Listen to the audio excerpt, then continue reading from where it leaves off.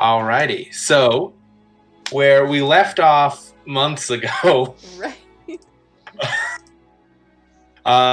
You had found your way with your unit to a mysterious floating metal island in the middle of the North Sea, a hidden island that seemed to be abducting people on trade routes.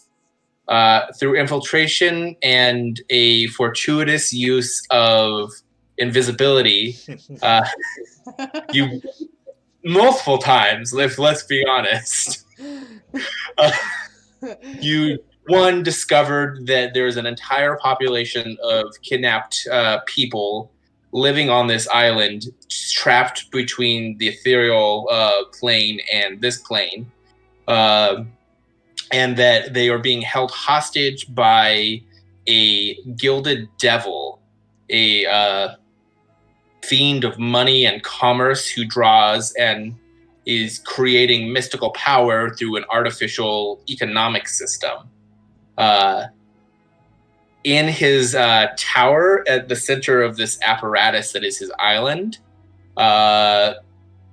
you discovered that the non-metal parts of his tower do not exist outside of the ethereal plane.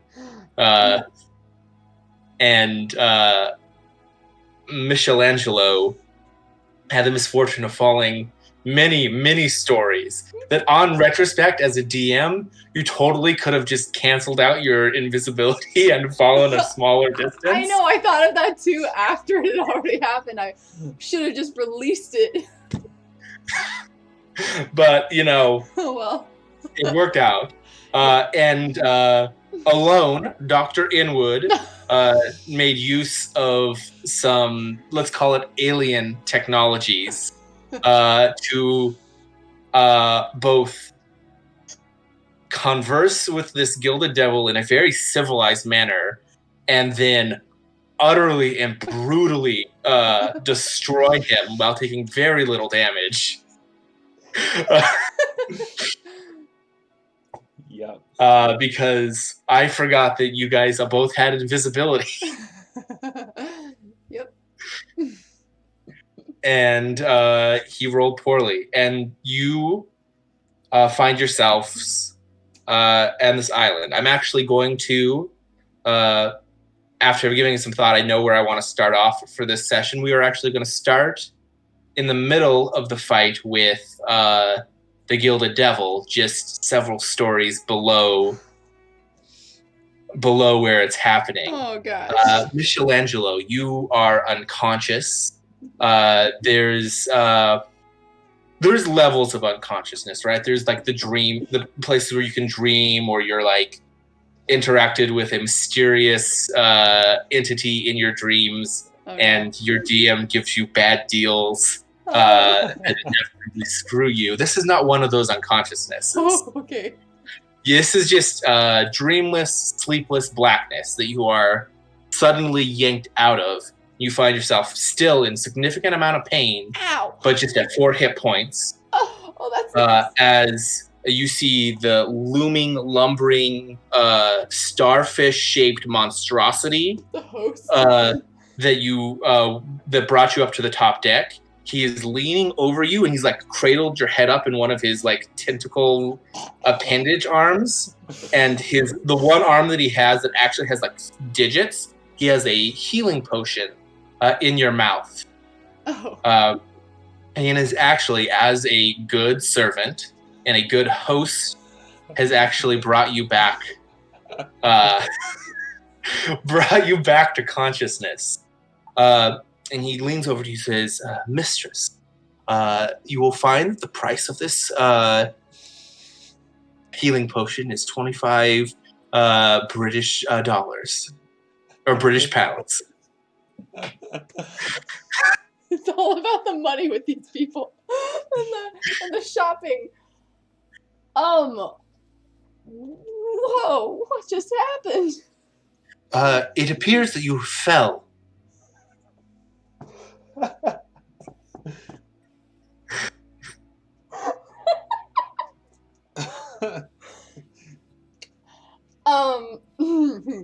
Well, what level am I on? You are in the entry, in What? the entry room. That's a lot. Ugh. Do I have to pay you now? Credit is acceptable, but you do have to pay your tab off at the end of the business week. How does it convert to gold coin? Well, the British pound is based off of the sterling silver currency. I can do some quick calculations for you if you'll give me a moment. And he stands up and he walks to the tea front desk bar. It's like a hotel kind of kiosk. And you can see with his one actual arm, he's writing something down on a piece of paper. And as you're just standing there, just a voice. It's not soft or loud. But it's right next to you. Like someone has walked up directly behind you, and you just hear, "Excuse me, I think I'm a little lost." And you turn around, and right next to your face is the definition of a madman. You see his hair all over the fucking place. He's got a bright baby blue smoking jacket, what we call a bathrobe, that's half undone. You see that he doesn't have a shirt underneath. He's got these blue plaid PJ bottoms and these huge fucking rubber ducky slippers on. You actually see, and this means nothing to Michellangelo, but it means something to Jessica. Embroidered on the right side of his thing, it just says Shopko. And he just but the thing, he looks out of place for this place. But the thing that really fucking sets him apart are two things. One, his irises are completely blown out into his sclera, which I don't know if you've ever Googled what that looks like. It's horrifying. And his eyes are like a kaleidoscope of just rainbow colors bleeding into his sclera. Two, he has shark teeth. It's normal human mouth, those little tiny shark teeth that they make necklaces out of instead of regular teeth. It's he pulls back. He's I'm really sorry. It's I'm just normally I don't tune in this early into the arc, and I just really want to know where am I? Obviously this is the Metallicus apparatus where you fight the Gilded Devil for the first time. But okay, I guess better question. Which one are you? Have you decided? Are you the dragon or are you the devil?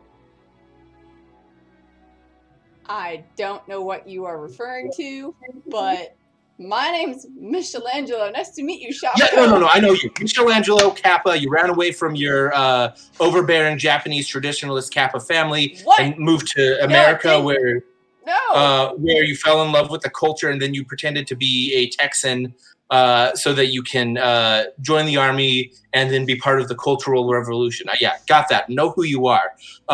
Which one are you? No, better question. Did you come here with the doctor or the madman? I came here with Dr. Inwood. Okay, you came here with the doctor. Okay, this narrows it down. In this world, is the doctor... is he a robot, a clone, or a spy? He's a human. Okay, that doesn't... Right. Oh, no. Not American. He is not from America. That's all I care about. Right. We're fucking so early in the arc. God, I hate it when I get lost like this. And then he stops and he looks back. He's like, never mind. Another one of me found it. And he just disappears in a blink of rainbow light. No! Shopko! Where'd you go? She thinks it's his name.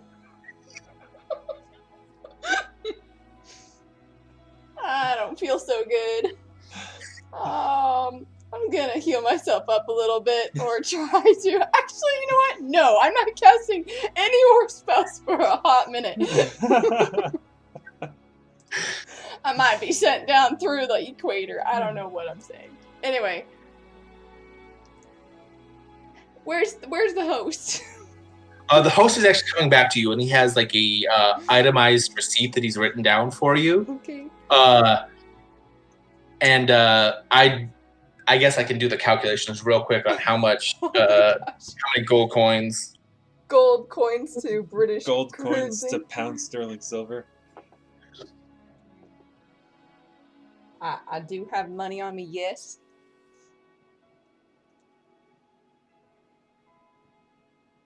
That character was a riot. Oh no. And so he gives it to you, and it is roughly 300 silver sterling. Oh. Wait, I have gold pieces. So silver. No, you said 25 pounds. Oh, I did say 25 pounds. Let me I did that math backwards. 25 Okay. gold. I was like, wait, what do I need to. I guess that's a good question. Is our money right now measured in pounds sterling, or is it measured in gold? I mean, it technically would be measured in pounds sterling. That's what I would accept that hers is measured in US dollars if she wanted it to be. Yes. Okay, we'll do that for it to be simpler. Great. I don't know how strong the US dollar was in 19. It was not. 16 or 1915. So, how many dollars? 30? Are my gold US pieces equivalent to dollars? Exchange rate 1918. I might accidentally give him tons of gold.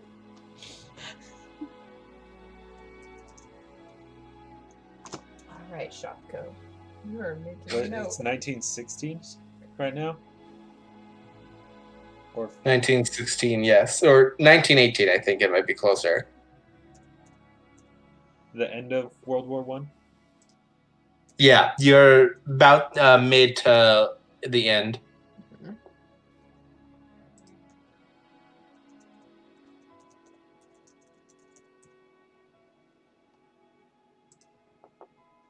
Just making a note of Mr. Kaleidoscope Eyes.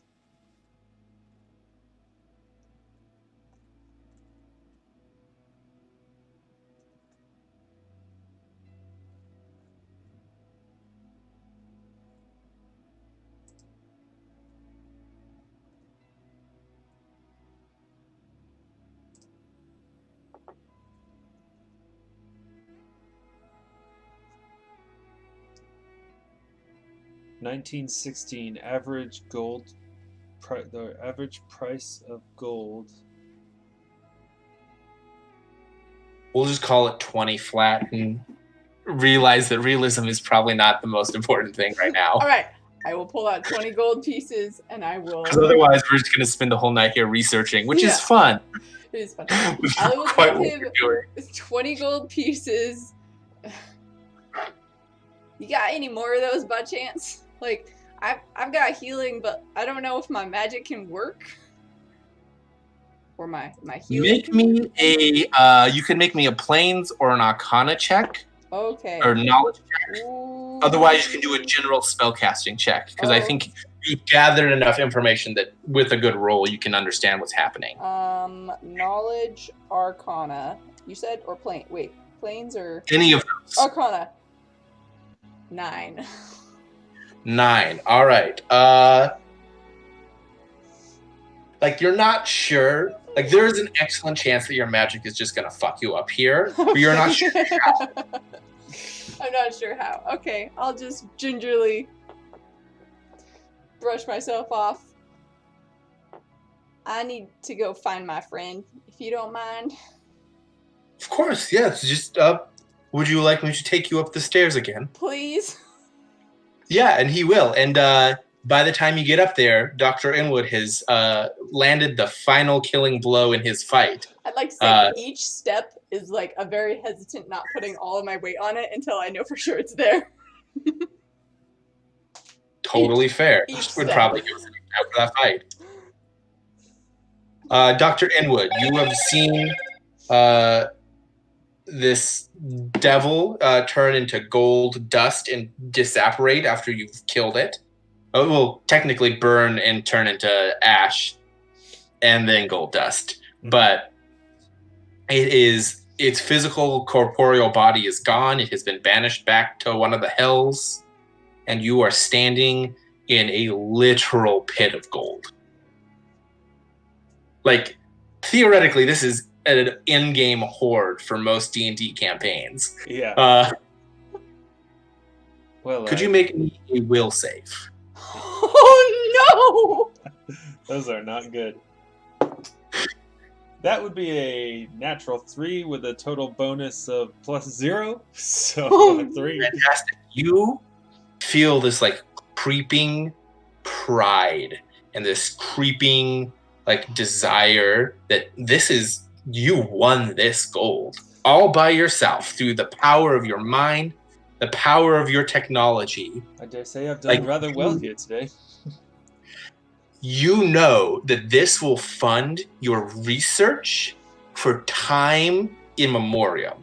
Like, there is enough money and enough gold here that you don't have to work with the British government. You don't have to work with any government. You have a fucking island that's invisible.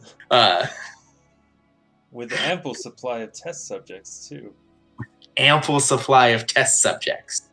You are infected with the greed of a gilded devil. Okay. Well, things are certainly turning up for the best. Michellangelo, you are led into through the first door that you never actually made it through, the nice oak double doors, into an actual literal pit of gold with a desk on top of it, a scorch mark on one side, and I'm not quite sure what is Dr. Inwood doing at this time. Swimming in gold. No. I more imagine like he's sitting in the chair, like like in the same posture that the Gilded Devil was in when I entered, right? In the chair, looking out the window, thinking about what research project to pursue first with my newfound resources. Yeah, and Michellangelo looking out, the view from this window, like you see the mithril that this building is made out of just like ends suddenly. Like normally, like there's like a seam for a window. There's just an opening, but there's no breeze coming through. So there's a window of some kind there. But looking out, you can see this vibrant, living city of people buying and selling and trading things out in the open marketplaces that this window overlooks. And you see Dr. Inwood at the desk.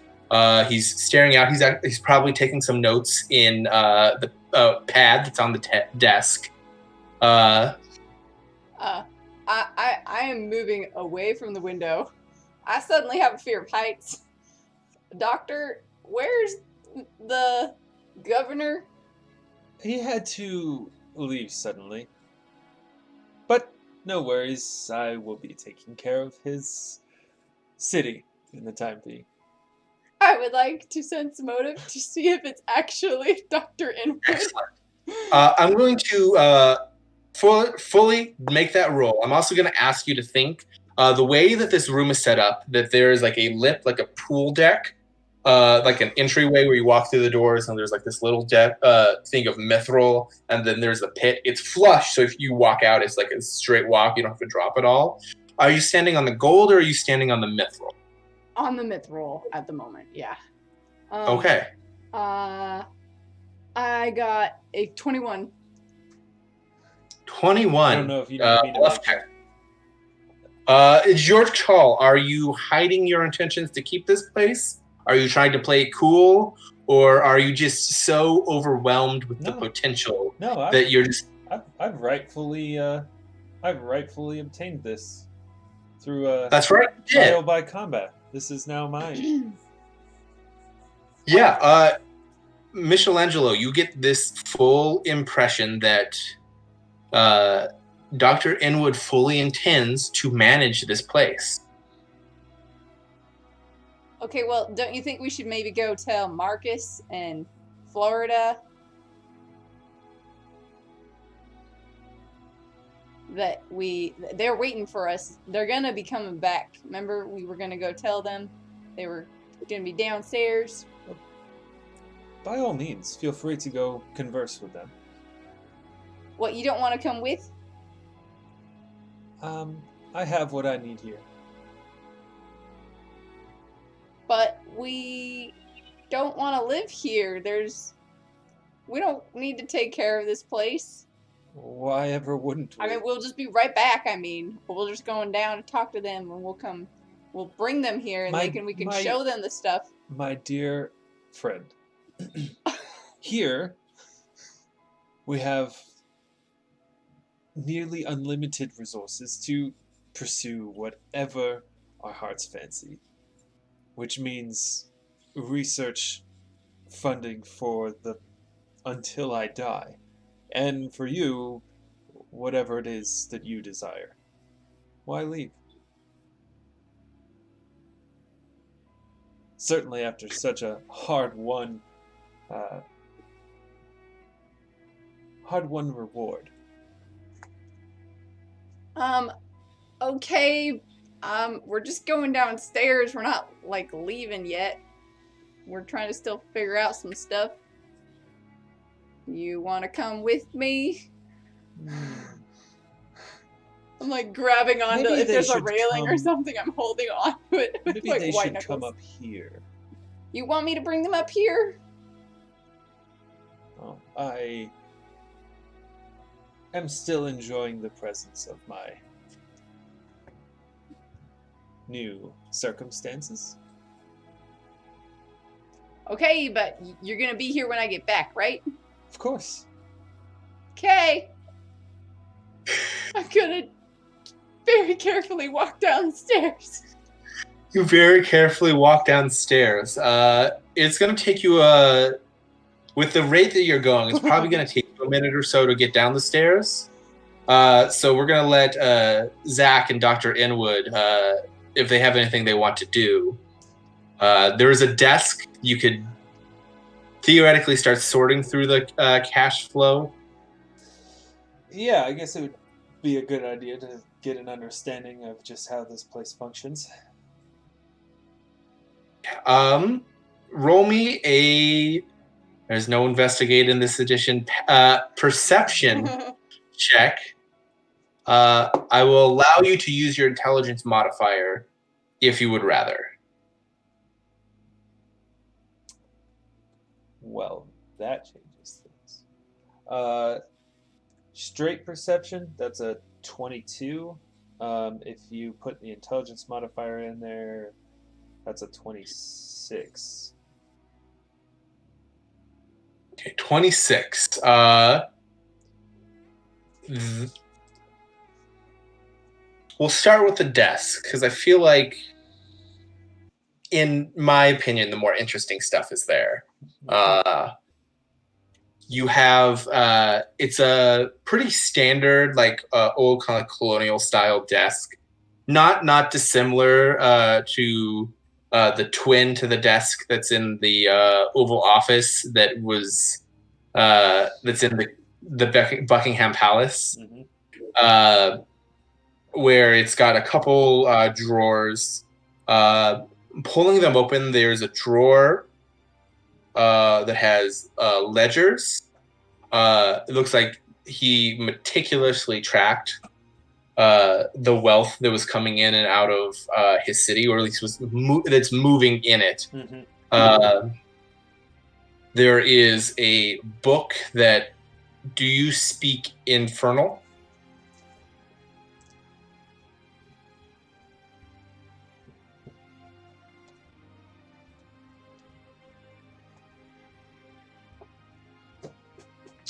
I do not. All right. So the language is not something you understand. The diagrams in here, it appears to be a from what you can see, the drawings are schematic or like reverse engineered schematics of locations and like overarching like sketches of this platform. You need to research more into what it actually is trying to accomplish in there. There is in the other drawer, there is this black gemstone. And black in the way that you get some pictures of like snakes and there's a rainbow as the light hits the black scales. Mm-hmm. It's that kind of black. Iridescent. What was that? Iridescent? Yes. Yes, and it's definitely iridescent.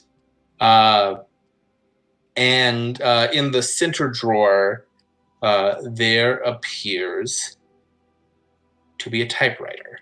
That as you pull out, the drawer is smaller than the typewriter, but as you pull it out and it pops up, there is a typewriter. And there is a single line of text that just says, we have a new entry into the tower.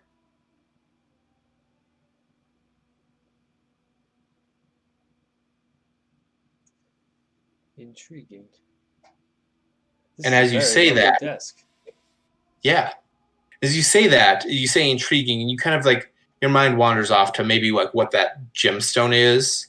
The typewriter sets itself to the next line, and it begins to type, and in a different font, writes, "Report after you have dealt with it."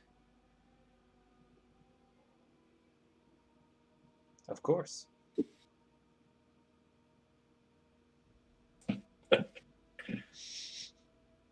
Do you type that into the typewriter? Sure. Yeah.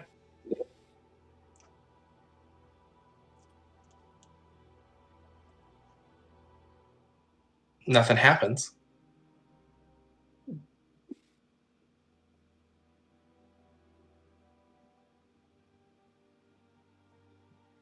Well, I said of course out loud as well. I don't know if that... Okay. No.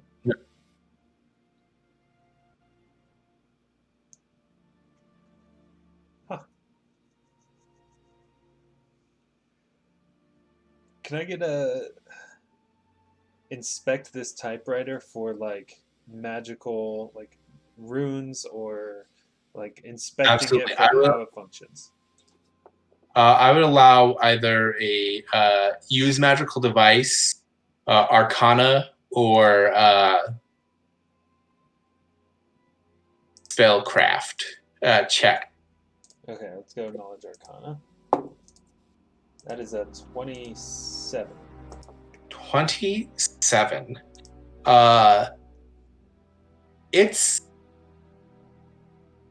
so magic is interesting, and you yourself don't specifically do magic,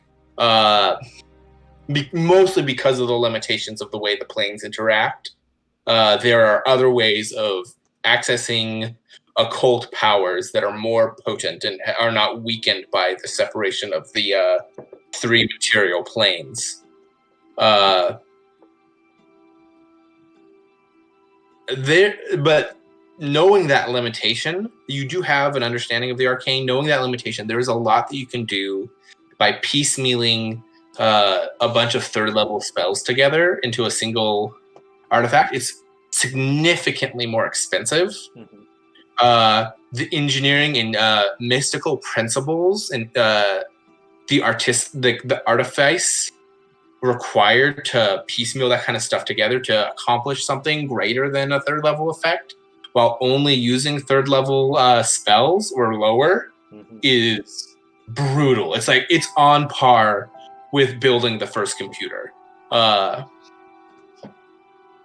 It is each individual like typeset is a combination of conjuration magic, sending spells, and just like a general polymorph spell to get the type to change.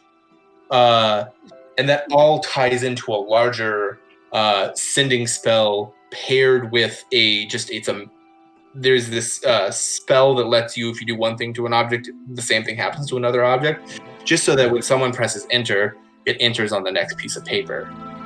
The paper itself seems mundane, but like every inch of this is covered in runes and engravings. There's pearl. Like each individual spell type has its own precious metal that is overlapping and interacting with each other. It is a marvel of magical technology, and it is very, very... The magic that's used here, the runes, are very similar to the language that book was written in. And so your best guess is this is of infernal design. Well, someone certainly has a great deal of money to spend on communications.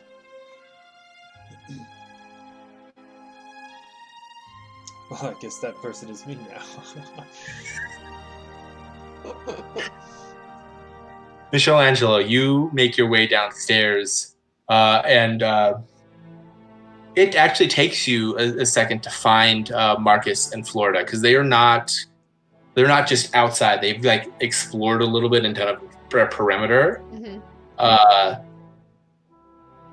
And it's also difficult because they never went inside the building. Yeah, they didn't. So when I leave the building, I don't see people? Is that what it is? You leave the building and you see people and a bustling market. Right. This is some like weird, crazy doorway. Yeah, I'm not gonna cast a spell on myself, but I'll try I'm gonna try Mage Hand just to see if it appears. Yeah, Mage Hand pops right up in front of you, does not appear to be acting any differently. Nah, still too risky. I'll go look for them. Alright, roll me a perception or a survival check. Okay. I will do perception because I'm pretty sure that one's better.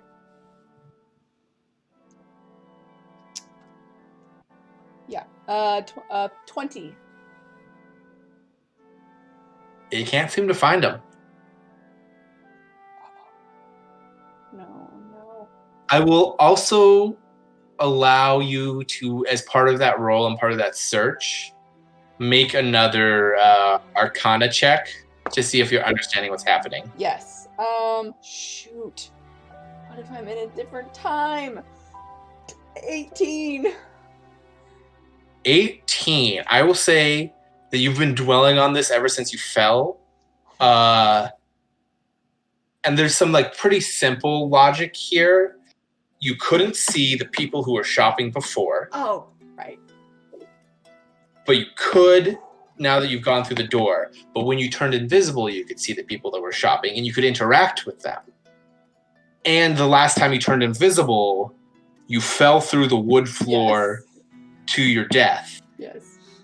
There's some, like, you're not quite sure what the overlap here is, but you're wondering if Marcus and Florida have not, because they've not gone through the door, that they are where you were before. Huh. Okay. And there is a potential that if you turn invisible, you could see them. Yeah. I'm going to take a running start, jump in the air, and use a key point to vanish. But if I start sinking through the ground, I'm going to immediately stop the vanish. Okay. You jump into the air, you turn yourself invisible. Everybody, anything that is not made out of metal disappears until the only thing you can see is about 20 feet in front of you. Marcus and Florida are coming out of a building that looks like they've canvassed, and you land onto the deck. No problem. Whew. Hey, Marcus. How long does your ability last? 4 rounds. Marcus, I have 4 rounds. Or I have a few seconds. Half a minute. Hey, Dr. Inwood, like, met the governor and we're fine. If you guys want to come inside, we can talk more. They look at you, and Marcus kind of gets like this confused, like, okay. So do you just want us to go through into the tower? Yeah, I think that would be best because I can't really and I'm gone. I'll use another key. Also, as part of that entire interaction, I would like you to make me a persuasion check. Oh, okay. Or diplomacy. Right, because they didn't want to go in. Oh, that's gross. 25. Oh, wow. Diplomacy. I rolled a 13. Yeah, it doesn't take too long, but they do. You watch as they appear and walk through the doorway, and they are greeted by the host. Yeah. Which says, "Welcome to the tower. How may I be of assistance? If you would like, our marketplace is open for the passing of coin." He smiles this like gross, malformed, a little bit too big smile. There's way too many teeth in it. No, Marcus. They're all human teeth, but they're all molars. Oh, gross. No, I think we're fine. I think we just want to go back upstairs and talk to our friend. Of course. I almost called you Marcus because I just said his name enough times. That's not going to be confusing at all, ever. Dr. Inwood, you, as you ponder like this arcane device, the host comes up next to you, but you realize he's wearing a slightly different uniform. He looks exactly the same as the other host otherwise. Mm-hmm. He says,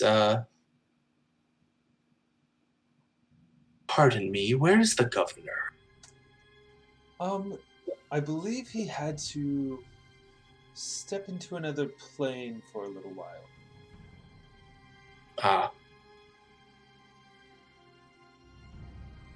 If you'll excuse my rudeness, I must ask for confirmation. And he just glides, walks back out of the room. Okay. I'm gonna go ahead and I have no idea how many extracts I've used. I'm assuming I have at least one more second level extract. So I'm gonna go ahead and get ready to create an extract of both strength for myself. Okay. Yeah. Yeah. Michellangelo, you, Marcus, and Florida make it up onto the wooden half of this top floor, the penthouse level. Mm-hmm. And you see that there's another host at the desk that's outside the door. And he is just standing there perfectly still, and his very the eyes that you've seen so far, well, in very weird places, are very human-like, and instead of the vibrant blue color of the one downstairs, this one's eyes are just completely milked over, and it's just standing there without moving. There's 2 of them.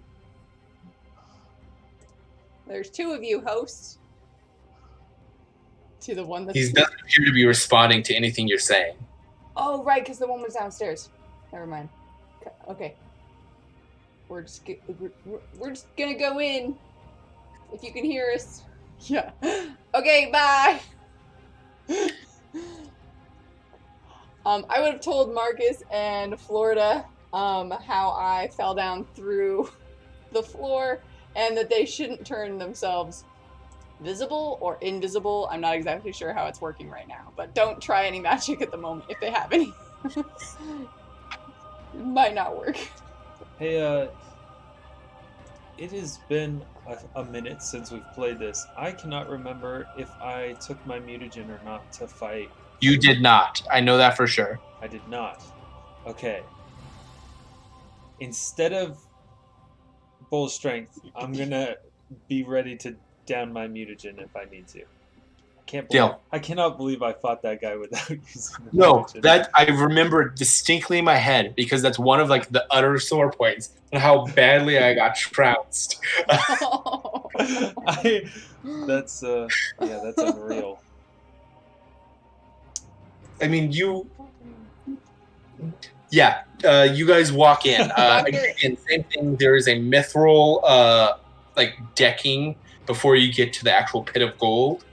And there is now, looks like he's opened up the desk and there's this typewriter that's sitting up above it now. Dr. Inwood? Ah, yes. You finally arrived. What happened up here? I disappeared for a moment. I don't know if you noticed that, by the way. I'm fine. I look not fine. Are either of the hosts in the room? They are not. Yes, well, let me explain that quickly and rather quietly. I met with the governor. We had a disagreement of sorts over the positioning of this fantastic city, and one thing led to another, and he's gone, and I'm still here. Sadly, he left no body behind, but he left quite a bit of gold, so... Why, what would you need a body for? Well, I think he would have made a wonderful specimen. I've never met anything made out of gold before. Right. You're that kind of doctor. Yes. What kind of doctor do you think I was? A psychologist? Could they even be called a doctor? I mean... I'm going to interrupt your guys' conversation to say I would like you to tell me anytime you plan on stepping onto the gold or off of the gold. Absolutely, yeah. So the desk is on the gold. It's like dead center of the space, yes. I will start walking up to him, so I will step on the gold. Could you please make me a will save? Let's see how good my will is.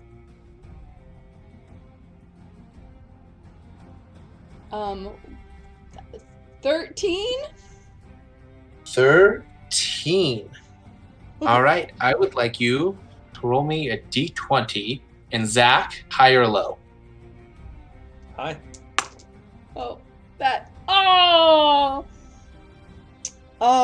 It's a nat 1. Okay.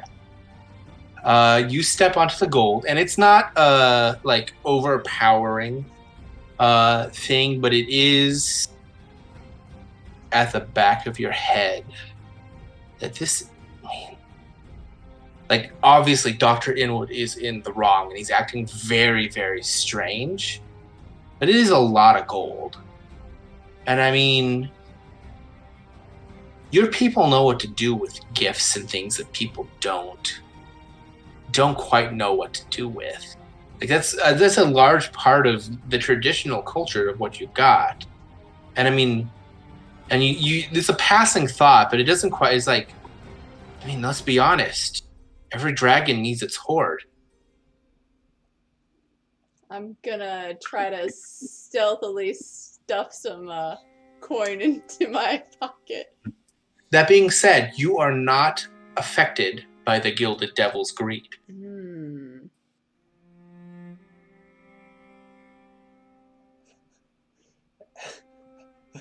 Every time I've played an alchemist, I'm still gonna do it. Gets me so much. Yeah, I'm still gonna do it because you know what? Like, that's a lot of gold, and if we're all in the same room, it makes sense to like. Well, we should. I won't even be stealthy about it. We should start taking this with us, I guess, if we're, With you, Is there a way we can carry it? Do you have a better way? This is mine. The desk? Yeah. No, Sure. this city. I've clearly earned it. Dr. Inwood, might you clarify that a bit more? And who's that saying that? Marcus takes a step forward, just right to the edge of the mithril. No aggression yet. He just, like, he's not leveling a weapon at you. He hasn't summoned power or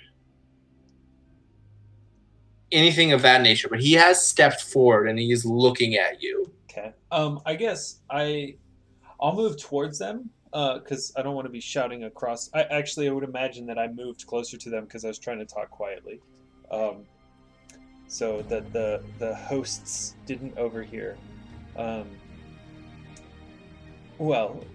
It's quite simple. I entered this place. I found a devil of some kind, and he was not willing to accept the terms of relocating this structure.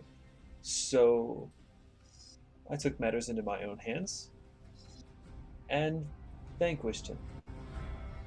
Now I'd say that's rather clear grounds for me to be able to salvage. I believe maritime law, this is now a city, a ship, without an owner. I've salvaged it. What? We work for the Allied forces, Dr. Inwood. Would perhaps maritime law dictate that you salvaged it in the name of the war effort?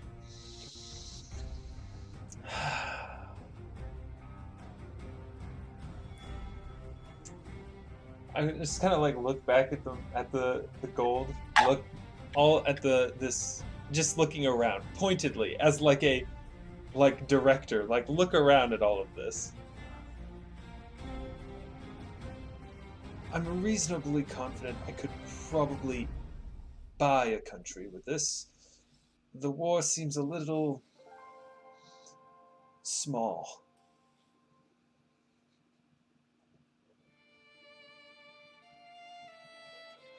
I understand that the war becomes a bit more academic to you, but there are still people dying, and this could help a lot of people. You are a doctor. You did take an oath. Yeah, think about all the people that we're at war against, and we got to kill them. I'm sure an arrangement could be made with Her Majesty and the other Allied forces, where there could be an exchange of goods between my city and their nations. What are you gonna do about all the people here? The citizens? Yes, it seems like they're probably trapped. Are you gonna let them go? It seems pretty happy to me. But we were confused of why they were here. Yes, but it's making sense now to me.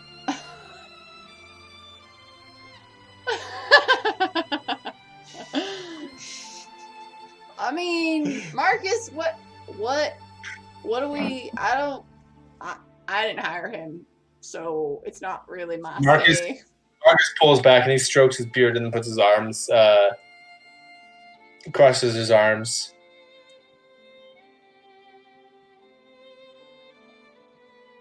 Dr. Inwood has a case for salvage rights for maritime law. It is an unclear doctrine. That being said, we were hired. We are under. Oh, you are all both under contract. All under contract. I'm here under orders. Our mission is clear and has not changed altogether too much. We were to investigate, neutralize the problem, and bring as many people hostages back as we could. If we can bring back useful resources, that is our prime directive. I think our best course of action is to perhaps bring this station, if we can find a way to pilot it, back to Scotland, and Dr. Inwood can make his case to people in actual power. Ooh, And that way, we can accomplish our goal.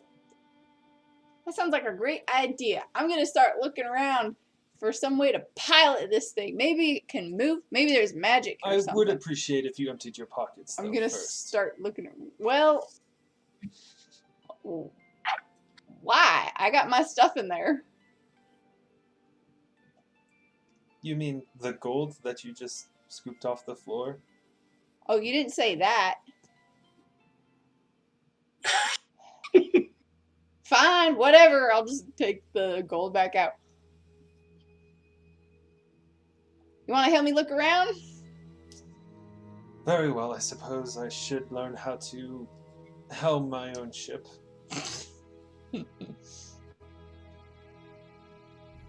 When he's not looking, I am going to steal He's some just gold. He's standing on the desk in bright pink like jorts and a Hawaiian t-shirt. He's the spy. I figured it out. Is it Shopko? I mean, it looks like the same guy. It's a little bit different hair, a little bit longer, a little bit darker. Does not have shark teeth. It's like this mangled mash of what is the word I'm looking for? Like meth user teeth, right? Oh. Still got that like crazy kaleidoscope broken iris going on. He's like, this arc has the spy. Shopko? Who? What are you doing here? You know this person? I met him. How did you And get in here? he like, as you watch, he walks off the desk and steps on like these glowing rainbow platforms, just like slightly bigger than his bare feet. And he walks over. The soldier, the demon slayer, the spy, and the dragon. That's the one I'm in. That's what this version is. Who did he point out This for demon slayer? This pairing has not. I have not seen this particular group paired up before. It's always a slightly different variations. There's always the Kappa. She's not always the dragon. I will be watching, and he disappears.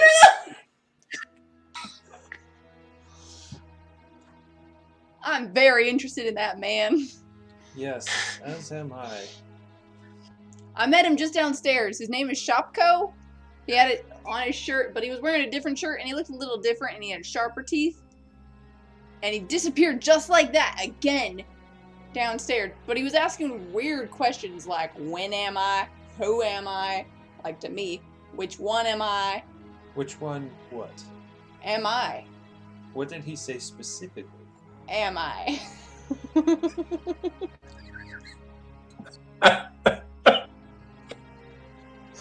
Intelligence is 7.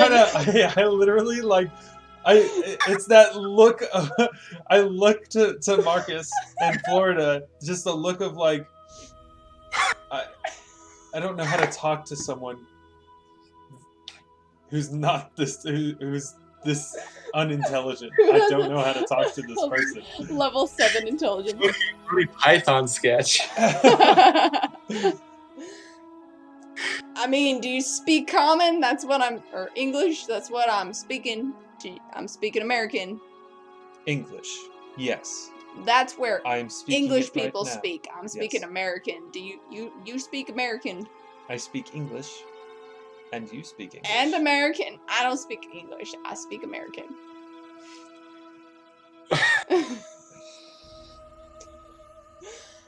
Look, he asked me if I was the dragon. He asked me if you were. They listed a bunch of things and said the spy. And The spy, the robot, or the clone.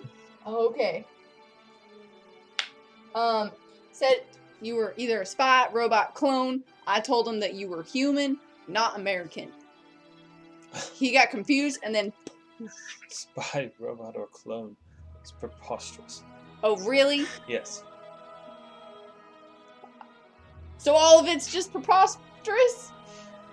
You Whatever mean to tell word you me, just said, You doctor. mean to tell me that you are taking the word of someone who's poofed out of thin air, looks outrageous, isn't even human, though maybe that doesn't matter, who walks across the air on nothing, speaks incoherently, and then disappears.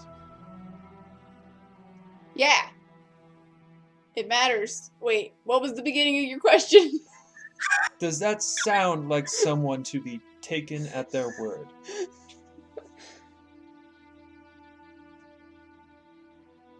Well, Marcus, are you a soldier? Yes, I'm a major in the U.S. Army. I'm a Green Beret. Florida, are you a demon slayer? Not yet. Oh, you want to be? Do I have to fight a demon? I mean, I technically just fought a demon. Perhaps I'm the demon slayer. Florida, are you a spy? Or a clone or a robot? I don't know what a robot is, but I'm not a clone. Are you a spy? Not this time round. Sense motive. Oh, that's good. Wow, that's a really good roll. She's got... Not this time round. We're gonna get to that. 23. 23. All right.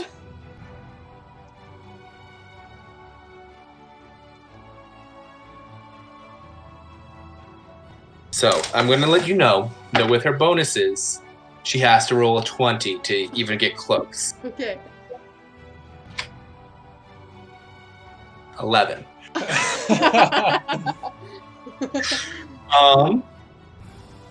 It's not that she's specifically hiding anything.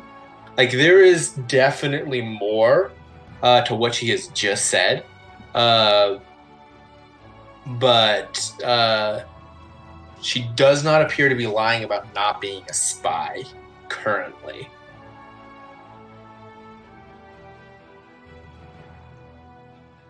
She honestly kind of seems uninterested. You're the demon slayer. I think that we should perhaps try to find the means of propulsion for this vessel. Oh, right. Though I Yeah, haven't that's what we were looking entirely for. made up my mind onto where our destination is. Okay. Yeah, you look over there. I'm going to look over here.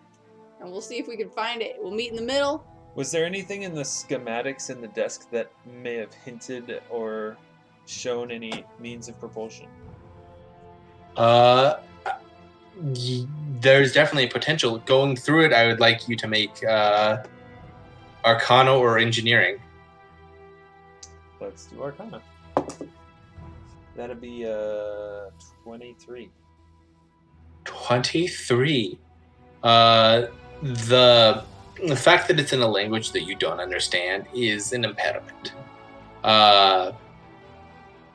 And so the fine details are definitely lost on you. There does appear to be a sketch of a specific diagram that it matches enough with magic and interfaces from your experience with advanced magic and technology. Enough similar to the stuff that you use. There's enough overlap there that you think that you're pretty confident that if you can find this wall, this particular configuration, that you could at least that would be the place to start, if not necessarily the place itself to navigate. But you're not quite sure where it is. It's a big rectangular semicircle. So it's like a wall that's circular, and it appears fairly big, or at least dimensions-wise, you think it might be fairly big. And so this room itself is circular with its pit of money. The Window, walls themselves are circular. window-like opening on one side, double doors on the directly opposite. Are there any other doors or openings? No other doors or openings. Very well. I suppose this tower is probably the best place to begin our search. While he was looking, I would like to stuff the... Is it just gold, or is there, like, shiny stones? There are some. It is mainly precious metals. And mainly gold at that. I'm gonna find the shiniest gold thing. Whether it's like a cube or a coin, and I'm gonna try to hide it. Make a sleight of hand. That's a nat 1, but I got a 13. Perception. That's a natural 7 with a total of 16. Once again, Michellangelo, much more surreptitiously this time, picks up this intricately carved hummingbird made out of solid gold and just into one of her pouches. Not even like looking up from the diagrams, right? Just like kind of glanced up, saw it, looked back down. Michellangelo, if you'd be so kind as to put that hummingbird back where you found it, I would be very appreciative of it. What are you talking about? What? The quite remarkable carving, sculpted gold hummingbird that just found its way into your bag. I'm sure that it'll have no trouble finding its way back out. Look, I helped, okay? I fell through however many stories. Then perhaps you should arrange some kind of negotiation. Can I have it? Please. Is now the time? Please. It's really shiny. Just pull it out.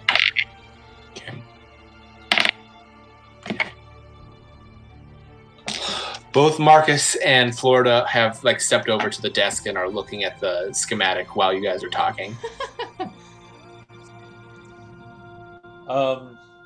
Fine. I'll drop it. It's fine. Whatever, doctor. Thank you. Yep. And then to Marcus and Florida, I'm not familiar with this language, but I feel reasonably confident that this diagram right here has something to do with the navigation of this vessel. Florida picks up the book, pulls it away from you. It's devil speak. And you understand it? You don't? Ha! I know numerous languages, but devil speak is not one of them. All right. And she looks through it. It looks like there's a control. This translation calls it a tablet. I'm not quite sure. It looks like it's a wall that you interact with. Yes, not sure how I'm that works. aware with that.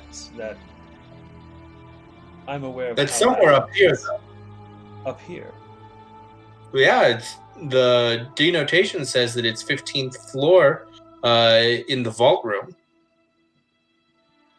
Interesting. Hang on. I'm going to try something. I'm going to walk over to the mithril. Again, running, jump. And I would like to use my last key point pool to jump and turn invisible. And if there's no floor under me, I'm going to turn right back. You jump up. All of the metal stays. All of the gold, all of the precious metal stays. The desk disappears, and that empty space where there is a window there is now filled with a semi-translucent, crystal that has a bunch of symbols faintly glowing on it. Can I do Arcana to see if it's... What is this thing? I have 30 seconds in here. Yeah, you have 30 seconds. Applicable roles: Arcana, use magic device, or spellcraft. I don't have spellcraft or use magic device, so Arcana it is. 20. Nice. DC was 20. Oh. Looking at it, everything is glowing roughly the same, like faint cobalt blue color, except for one symbol that is glowing like this faint purple color, like so dark it's almost red, which does not work in the color wheel. I will say that. That is in fact the impression that it's giving. Can I reach it? You get a feeling that it is some active effect that is being denoted by that button. Okay. Is there a way I can reach it? I'm 3 feet tall.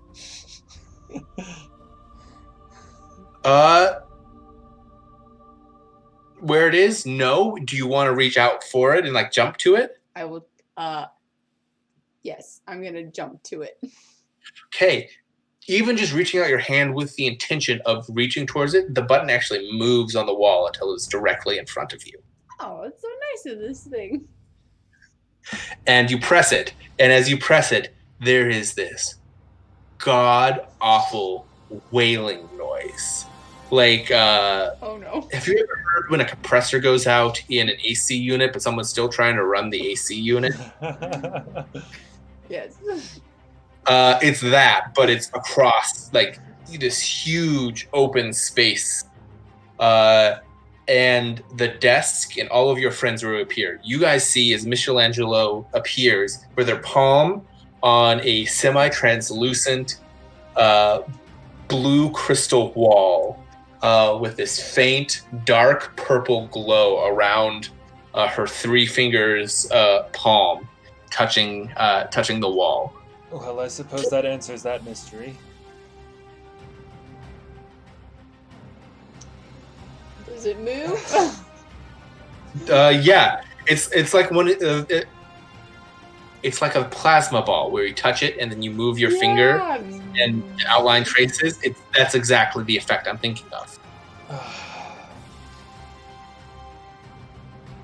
I don't think that sound is going to bode well for us. Is it still going? Literally as he finishes saying that, it disappears and like fades off. Well, let's get underway. I am going to reach down, scoop up some gold, and put it in my pockets. I'm beginning to be concerned that hosts are going to show up, and I may not get to keep this entire room of gold. So I'm going to take what I can. Okay, totally fair. What would you like to do? You are still in this empty room. Marcus looks like he is like turned around and he's just like gathering. You watch as his skin like turns to stone and begins to like pulse with like this. The air around him pulses with like it's like physically moving around him as he gathers his composite telekinetic and earth blast. And he's just watching the door. Yes, well, let's move quickly. I'm going to move over to the crystal wall, which I think takes me off of the gold, doesn't it? It does indeed, and I would like you to make me a fortitude save.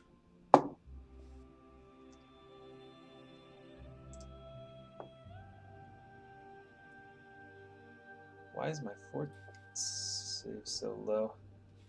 That's a 9 total. 9 total. That is kind of low for an alchemist. It's because my constitution score is quite low. Oh, that would do it. That's not good. Yeah. I don't think you need. You step off. You are no longer under the effects of the demon's greed, but you are affected by Gilded Devil Greed sickness as you bend over and just retch gold coins. Oh. Okay. How long does that last for? Doctor! That'll last for the next minute. The retching will not be continuous, but you will be nauseous for the next minute. I've taken my hand Just off a the moment. button. What is happening? I did something. I am so sorry. I didn't mean to press it. I just thought there was a button. I'm really sorry. Oh no, Marcus, I don't know what I've done. Like the worst lotto machine of your life. That looks really cool. Maybe it'll happen. Maybe you press it, it'll happen to me. Maybe that makes it better. Here, just press the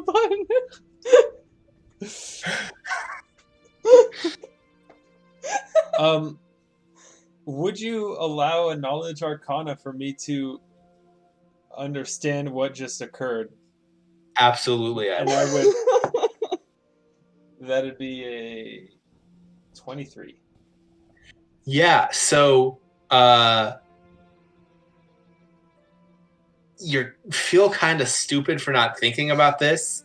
It's literally a greed devil. There's no way his horde was not cursed. There's no way his horde was not a mind-affecting effect. And you think that it was literally, as you stood on it, literally poisoning you, like physically poisoning you. And you think that if you had stood on it for too long, that you would have become the new host for the Gilded Devil. Yes, that would have been quite bad. On to the business at hand. I'm gonna move up to this display. Yeah, press the button. I'm ready. Get ready and I'm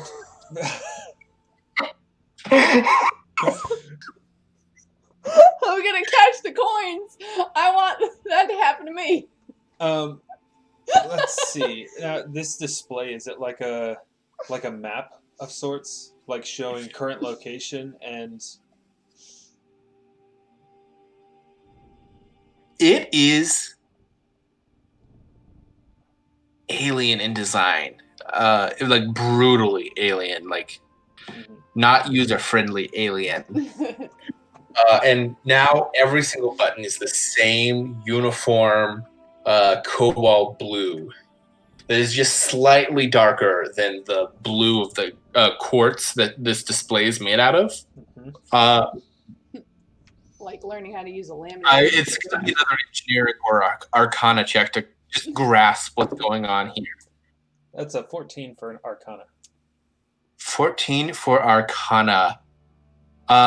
You have no idea how to use it, but you are fairly confident, like very confident. The design of this is not from any of the lower planes. The design aesthetic is completely wrong. The use of mithril doesn't make sense. Quartz, blue, everything that is in this design ethos does not match any of the lower planes, any of the unified courts of hells. The style doesn't fit. This is very much someone else's technology that has been co-opted by a devil. I'm going to look at Michellangelo. Well, I have good news and I have bad news. The bad news is I'm not familiar with this interface and I do not know how to use it. The good news is I am a doctor and a scientist and I enjoy experimenting. And I'm going to start pressing random buttons. I'm ready! Alright. You press the first button. I'm going to avoid the one that Michellangelo pressed already. Aww. I'm not going to touch that. And as you reach your hand forward, that one button that she had pressed, it's still in that same spot. It actually moves farther away from your hand with your intention to not touch it. Okay. And you press another button. Roll me just a flat 20. 15. 15. All right. You watch as this cobalt blue translucent dome starts appearing around the entire edge of the city. Well, that seems promising. Does it? I wonder. And as that you press that and you see the dome goes up, other buttons start moving down and like arraying themselves around in like a semicircle around this other button. And this thin purple line connects the button that's on that you've just pressed to these other buttons. Seems like it may be a startup sequence of some. There are no coins going to come out of your mouth. It was a side effect of vanquishing the devil. It will not affect you. Can I touch the gold now? Yes, you can touch the gold. I'm gonna go Honestly, touch the cannot gold. think of. Make me a will save if you touch the gold. No! Oh no, that's really not good. I think it's a 9. It's a 7. No, it's a 5. No, it's a 3, 2, 6. I can count. 6. Let the doctor experiment with his stupid table. You have a lair, you have a pile of gold, and you have the power and capacity to defend it no matter who is here. You are a motherfucking dragon. I stand up all 3 feet and Do I quarter notice? inch tall. Do I notice this sudden change of posture? You can make a perception check or with a sense motive check if it's higher than a 10.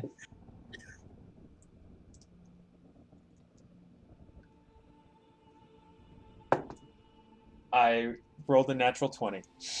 Wow. So Yeah. overkilled that. Absolutely.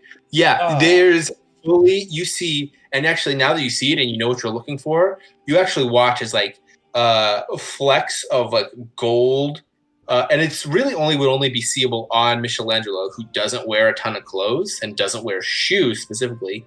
You watch as like flecks of gold, like someone has poorly started gilding the edges of her feet and the back of her calves, are starting to creep up the edge, just like ever so slowly. Yes. One moment. I say that to the wall, turn around, and I'm gonna go ahead and attempt to drag her back off of the gold. Trying to like grapple I'm me. grabbing you and pulling you off of the gold. I dare you to grapple me. I'm pretty confident that I am much, much stronger than you. What's All the right, check then? What's the check? I can make a drag check unless you want me to need me to grapple first, or just like a contesting strength, or what do you want? Well, that depends on one question. How far did you walk before you put your hands up? Like immediately. I mean, I touched the gold, and then it was like I'm proud of So this lair. you didn't move at all. Okay, so you do not have to make a will save to actually walk onto the gold and grab her, because she's close enough that you can actually physically grab her. So yeah, I would say you are making a CMB check versus Michelangelo's CMD. Come at me, bro. I am stacked.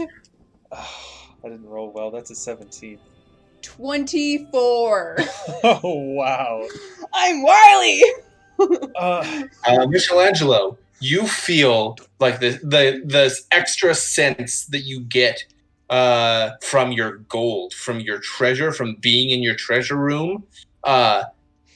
Dr. Inwood reaches out and grabs you, and you pull forward, and he just like whiffs his arms past you, and you just step forward and you turn around, and he is looking at you, and he's got this wild, crazed, lunatic's look on his face. He's going to kill you and take your gold.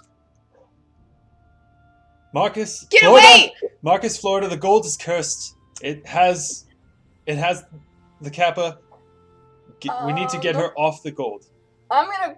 It had affected me. I'm That's gonna why jump I was in him and claw him. retching. Oh, this is. I just killed a flippin' And watch devil me by kill myself. Okay. I'm jumping like to him and like Of course, yeah. That's a 27 to hit. That hits.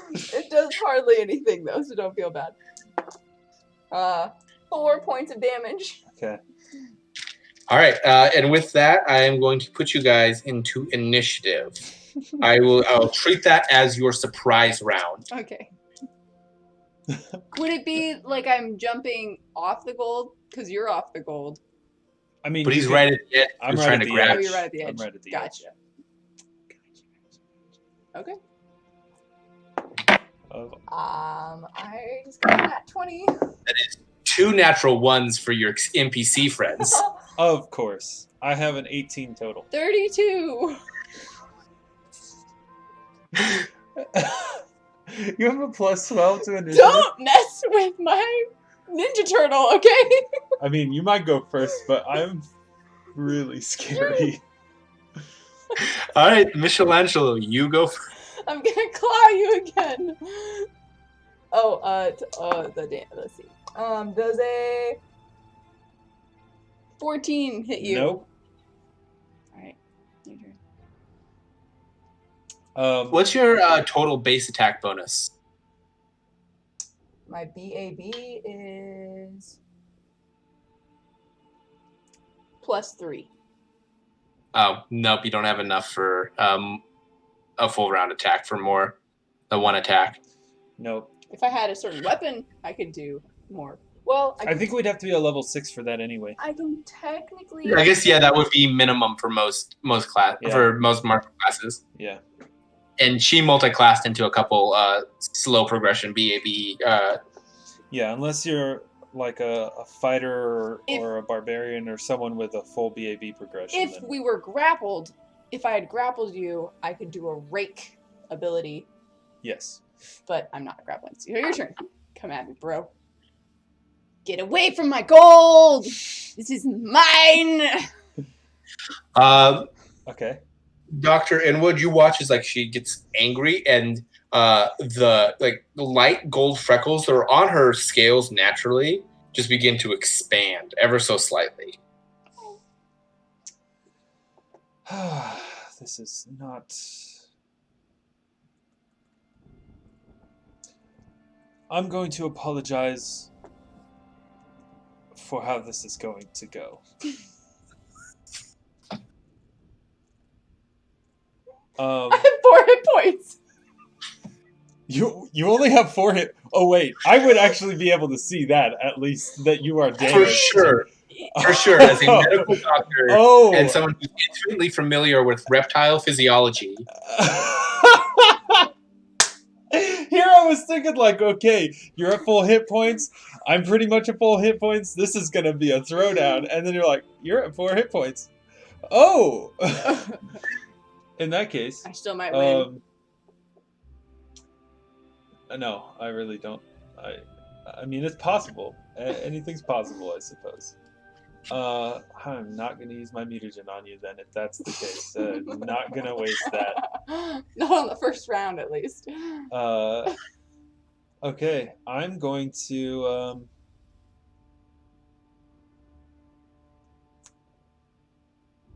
I will do an unarmed strike. Cool. I will attempt an unarmed strike. Okay. Non-lethal damage. All right. Oh my gosh, now I'm rolling poorly. That's a 14 total. Nope. Didn't think so. Nope. What is your armor class? 23. Oh my. Okay. She also has a fuck ton of natural armor and good dex. Yes. You both have basically the same reasons for having crazy ACs. Okay. 26 to hit you. It hits. I'm actually going to stop you there. There are 2 NPCs prior to you. Oh, right. I'm sorry. Go ahead. Yeah, take it away. You are totally good. Marcus is going to say, Florida, take care of it.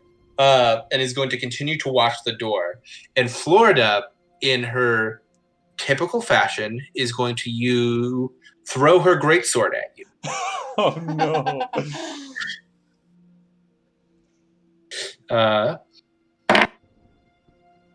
And rolls a 4, which is a total of 15. Wow. Florida does two things very, very well. And they require a very high strength and a mediocre intelligence. Yep.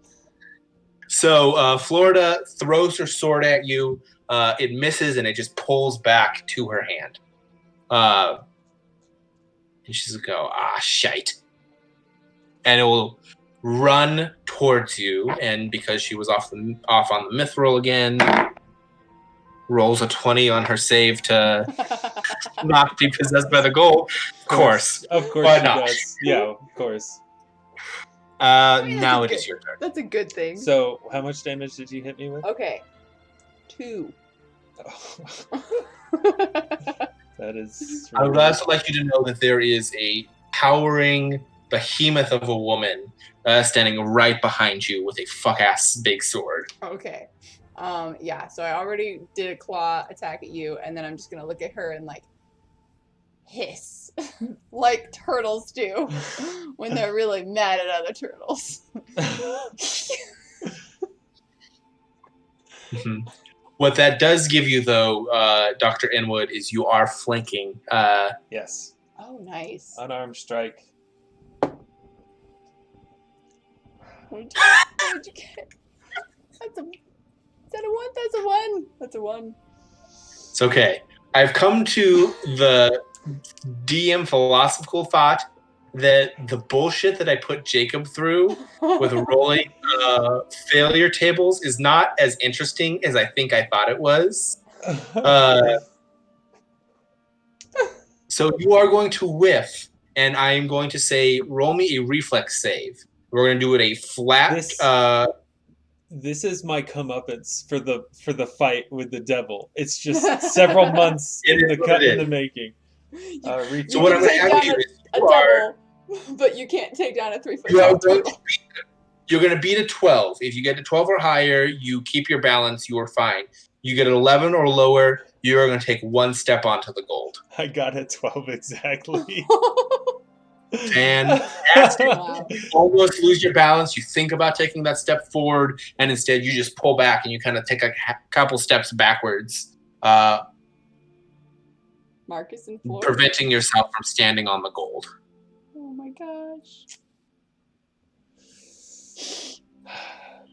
Okay, that's Marcus in Florida. Florida is going to make an intelligence check to see if she thinks about just taking you off the gold instead of just murdering you. I did shout that the gold is cursed. That is a good point.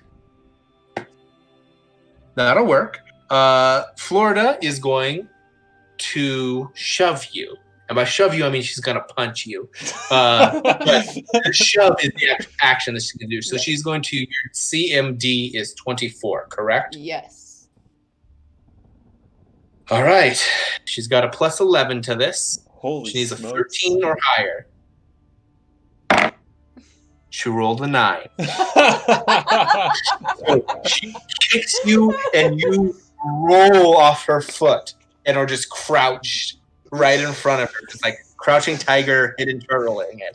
Hear me! Crouching tiger, hidden turtle. I'm at 4 hit points. I can't be touched. I'm gonna attack her with my claw. Does a 19 hit her?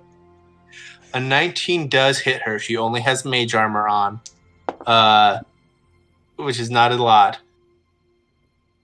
4 points of damage. All right. Stop touching my gold! I told you! That's the wrong accent. I did. That's the wrong accent. I told you. Oh, this is mine. I'm gonna go get that hummingbird now, and I'm gonna move past them to go get So my here's hummingbird. my question, and this is a purely RP question that I'm curious in. Michellangelo is in pretty much full feral mode right now. Does she keep the Texas accent? No.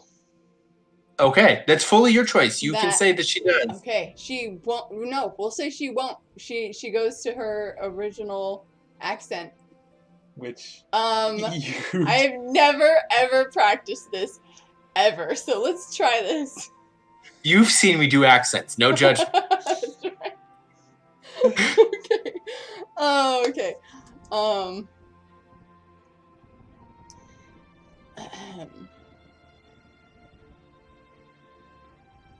just go for it. It's I gonna don't be even know vaguely what to insulting, do. I I think, don't no even matter know how what you to- do it. You also could just say that you speak in just Japanese and don't do an accent, if that is more comfortable for you.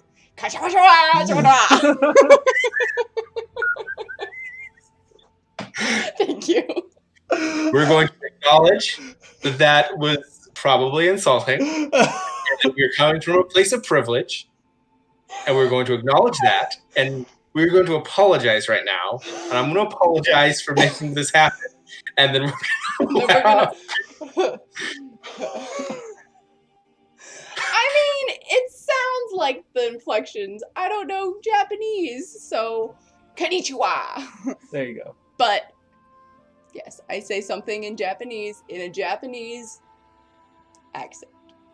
fluent because it's your native language. And I run past both of them out of reach to go get my hummingbird. That would be an attack of opportunity from both of Yes, them. it is. Nice. Just hit me. Do I still have flanking with this? Natural 20. I Which rolled doesn't a matter. nine. She crit 18 or higher. Yeah. Yeah, you're good. All right. Would you like to? Did you hit for yours? I rolled a total of 18 with flanking. Total of 18, so no. Florida. I have not rolled over a 10 That's not good. for Change out all your of these dice. attacks. I've rolled like 14s and like 19s and 18s for my knowledge arcanas checks and all that, but for the combat, no.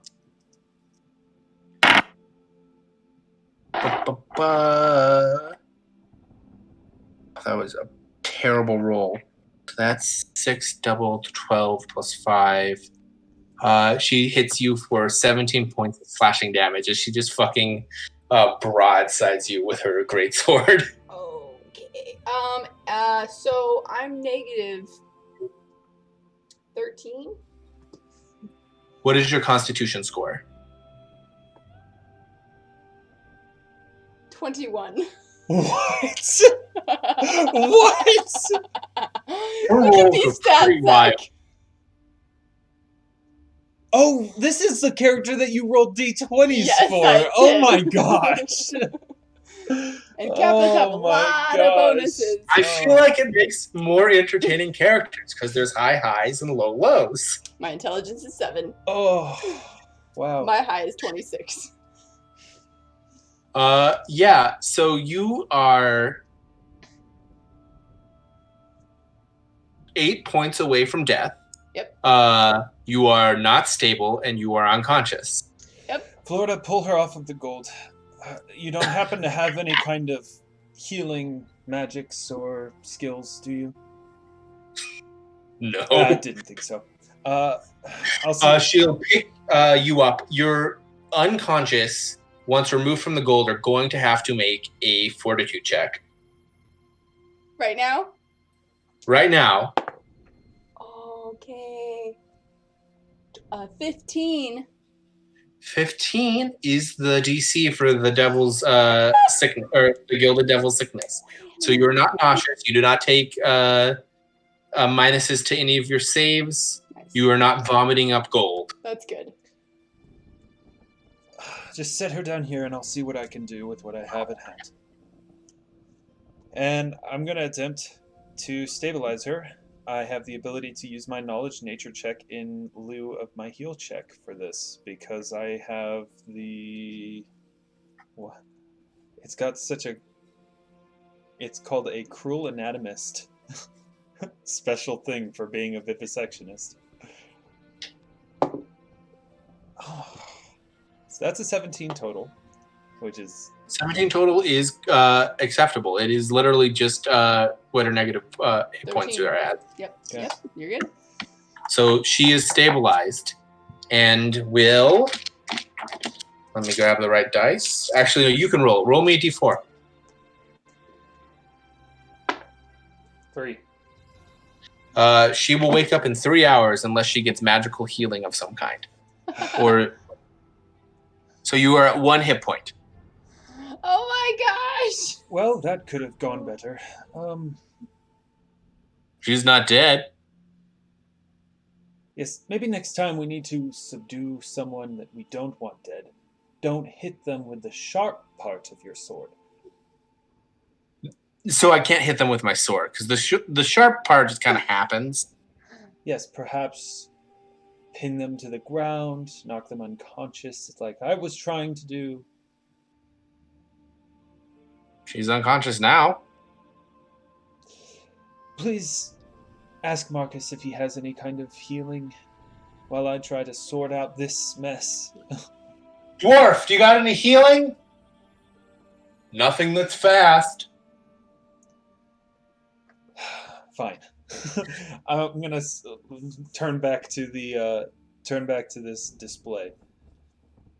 So the button I've pressed has changed color from cobalt to like the deep purple burgundy color. Yes. And there are 4 buttons that are connected to it now. Okay. Moving. I am going to try something. I am going to start moving my hand toward the display, not towards any one of the buttons in particular, and just have in my mind that I want to press the next button that will help me move this ship.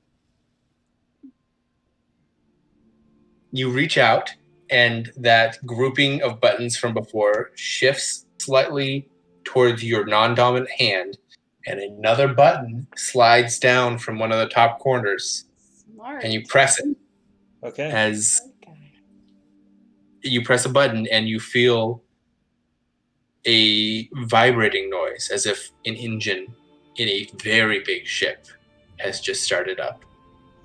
Well, now we're getting somewhere. Okay.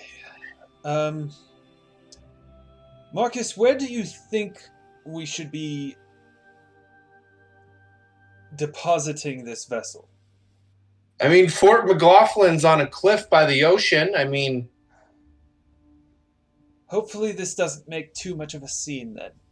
And then I'm going to move my hand towards the screen, thinking of the waters just off the coast of Fort McLaughlin in the United Kingdoms. I'm going to ask a little bit more esoteric question into your thought processes here. Okay. You are a person of like dedicated singular mind. That's like a quality of Dr. Inwood. Yes. With that being said, 1, is there a lingering thought of how it would be more convenient to be able to heal Michellangelo? And 2, are you genuinely worried about being seen?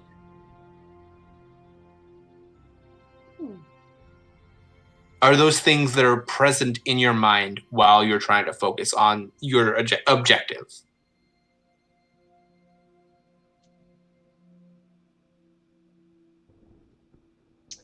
I think I care about the not being seen. No offense to Michellangelo, but No. she's stable, not dying. It's probably better this way And right now. without a like clear and fast way for her to regain consciousness, there are more pressing matters at hand, like the possible imminent arrival of individuals who know that we're not supposed to be here. All right. So that being said, you reach your hand out and 2 separate buttons that are connected by a thin cobalt line stretch and kind of rotate around where your hand is. And so you have an option of 2 buttons. They look almost identical to you.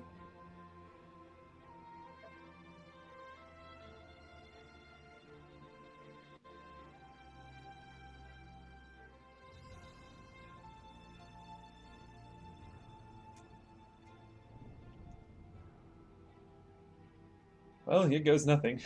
Gonna press them both.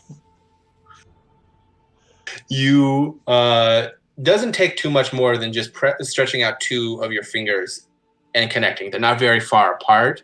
They flash on, and you feel the inertia of a ship moving. And you watch as through the quartz tablet, that blue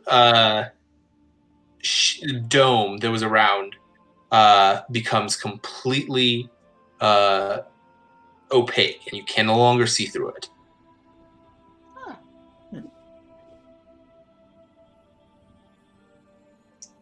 Is there any kind of indication on progress? Like, I feel like we're moving. You feel like you're moving, but you can no longer see where you're going or where you are. But there's nothing that looks like numbers are moving. There doesn't appear to be like a map of any kind. Is there some kind of button to show progress? Current location? A button floats down in front of you as you talk. That's cool. I would like more labels, but this interface is starting to grow on me, and I'll hit it. You hit it, and the button itself expands until there is like this square, like maybe the size of a 40-inch TV of like a purple outline, and then you could see like a third-person bird's eye view of the star-shaped platform surrounded by a translucent blue dome, and it looks like it's see-through.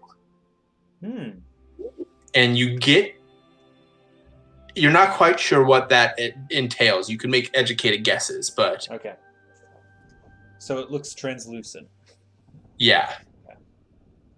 So it's up to you to kind of interpret what that means, unless you want to make an Arcana check or... I'll make an Arcana check. That's a natural 20. Wow. You are under the impression that dome being translucent, it is complete. That means that it somehow completely made the city invisible, and that the way to both accomplish and tell you that it's invisible, show you where you're at in progress, it is making a hybrid view of transposing different viewpoints together, like photoshopping several like videos almost together and different wavelength spectrums to translate to your optics nerves that something that's readable. Well, that explains quite a bit. And you get a really distinct impression that if the interface is not an AI, then the city itself is sentient. What a marvel. There is no... Oh, good. I would say there's just no other way to get this kind of response and this kind of psychic reaction in a coded like response pattern. Like the variability is too great. Like it requires some level of intuition and interpretation. Mm-hmm.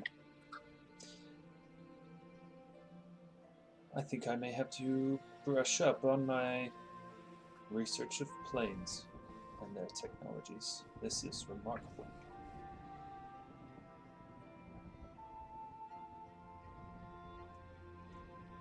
I'm going to pause and take a fourth wall break and say, watching Jess try and figure out what the fuck is going on with Dr. Inwood is fucking killing me. He's got something. I don't know what the heck he is. Also, EcoJet. He's just left out in the ocean, by the way. Yeah. He didn't come with us.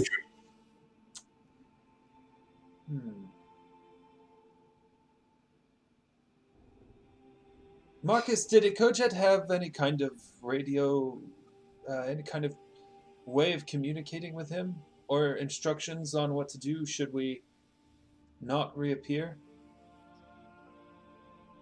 If we don't show back up in within our 4-hour window, he's supposed to go back to base.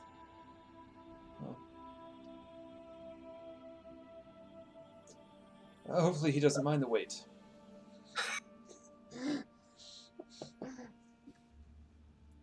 Marcus kind of shrugs. He fucking loves that horse.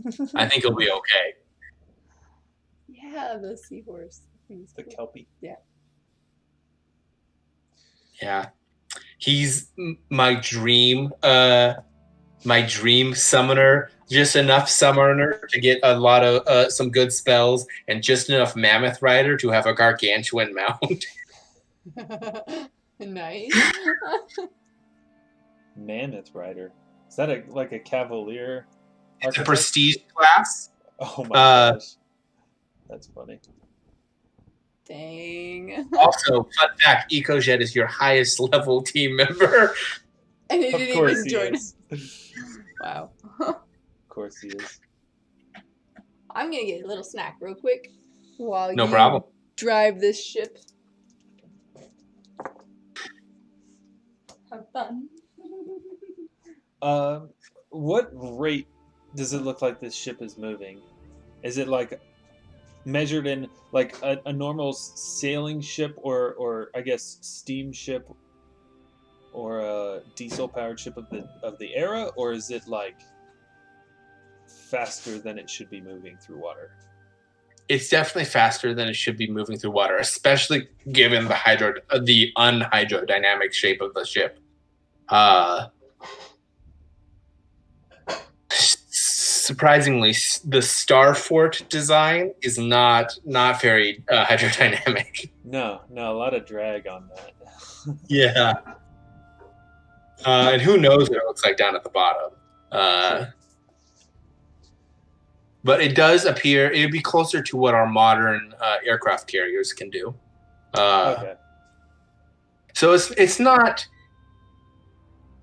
slow by any means, but it's not like an unreasonable speed, especially for something of like this technological level. Yeah. It's actually, for the level of magic and technology that's being shown here, like, this is pretty fucking slow, if we're being honest. Is there a way that we can move faster? I don't imagine that we are constrained to the sea. And I'm just like saying this to the wall.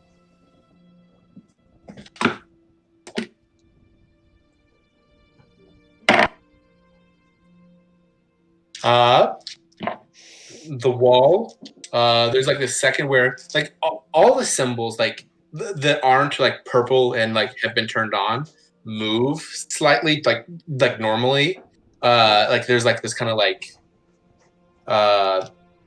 ambient kind of movement to the buttons until you press them, and then they're like locked into place. Yeah. There's like this 1 second where all of them kind of stop moving, and it's just for like this split second, just like long enough to notice it, and then button doesn't move from anywhere. A button just kind of appears, and it's a slightly different circular shape than the rest of them. Like the symbology is different. Well, everything's going well so far. Not impressive. Alrighty. Real quick, let me pull something up. I guess first question. Roll me a D4, please. 3. 3. All right. La.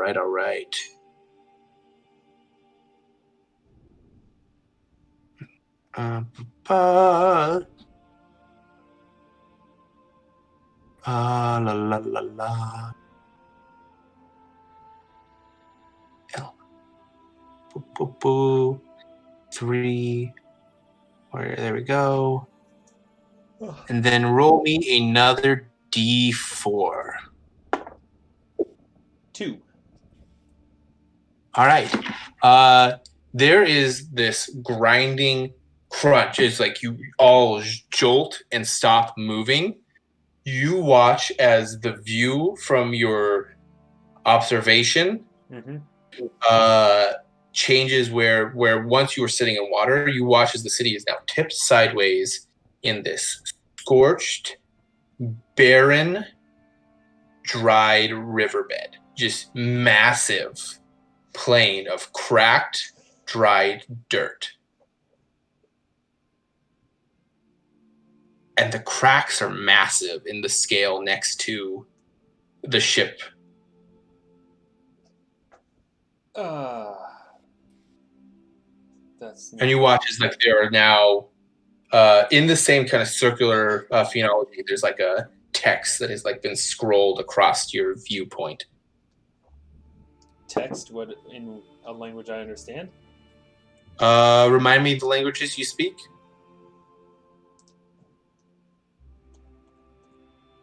Common, so I guess English, Dwarven, Elven, Goblin, Reptoid, Sylvan.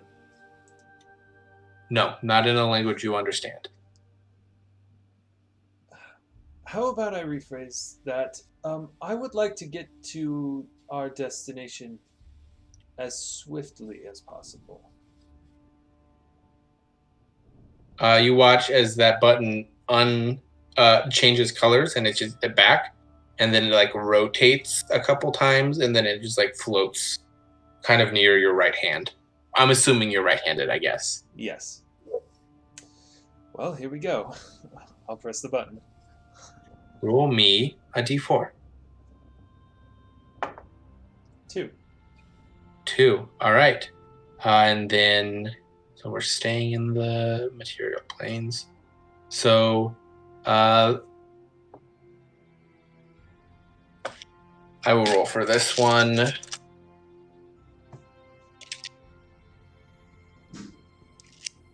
There we go. Or I'll just drop it on the ground. All right. You watch as, once again, there's like this lurch, and this time you're paying close attention to the visual screen. You watch as the geometry of this ship on the screen utterly folds in and on into itself, and then appears again. You're floating in the water, and it looks like you were next to the cliff of that Fort McKinnon is on, and it's pitch dark out, like it's the middle of night.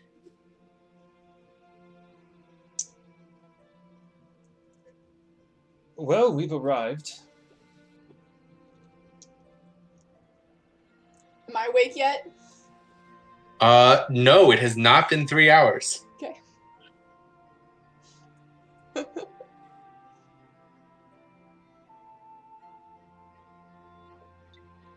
Huh. Marcus looks back. All right, what's the extraction plan? Are we bringing anything with us? Or are we just going, making sure if anything attacks us, we crush it down and then we get to the fort?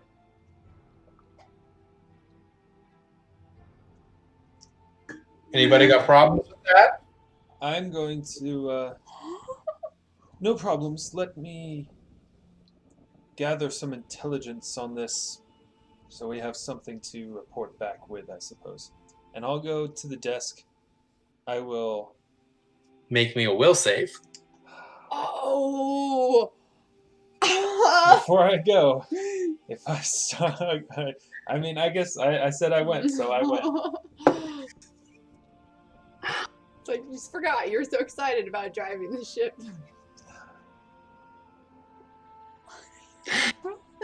It's a flippin' 2. Oh, no.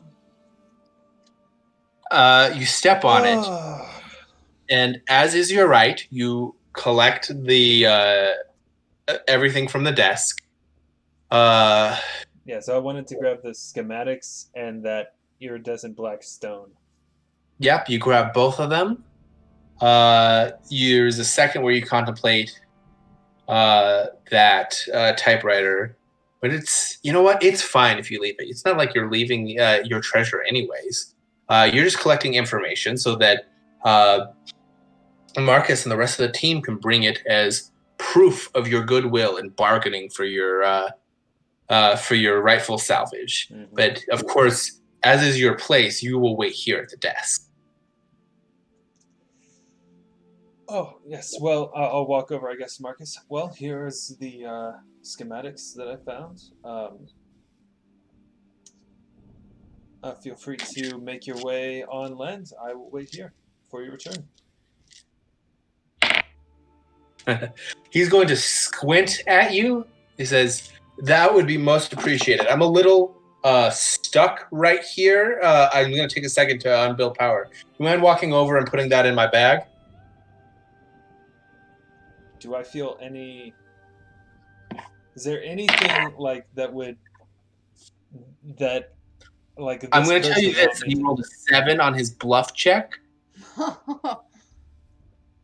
So whatever your sense motive needs to be.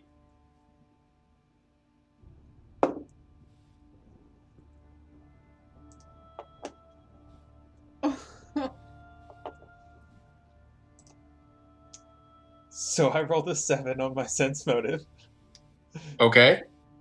I don't know how you want to play that, which one's the DC? Like, is he succeeding against my sense motive, or is my sense motive succeeding against his bluff? I mean, we could What's your wisdom modifier? It's a -1. His charisma is +1. Okay. He succeeds, and oh yay! so you don't feel like there's any reason. It's not like you're leaving your ship. You are literally just providing him with the necessary things to argue on your behalf. Very well, have it your way. And I'll step forward towards him. I would need you to make a fortitude save. I knew it. You grabbed it. That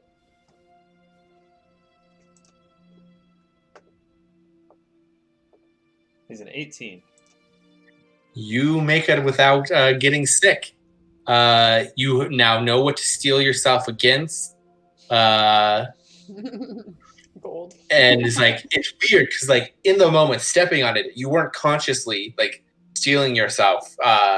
Like you'd already, in the midst of the greed, had forgotten that this treasure was cursed. Mm-hmm. Like it's insidious in that it makes you forget that that's a thing that you know until it's no longer affecting you. But it's something that like subconsciously, the choice of stepping off, you prepared yourself and you're not sick. And I imagine there's like a step off and there's like a moment of like, son of a bitch. Well, I'm glad you didn't have to resort to violence. We are going to have to make everyone very aware of the dangers of this room. Yeah, we're definitely going to have to get one of the curse breakers to look at it for sure. From across the room, Florida, could you grab Michellangelo and do not step on the gold, whatever you do.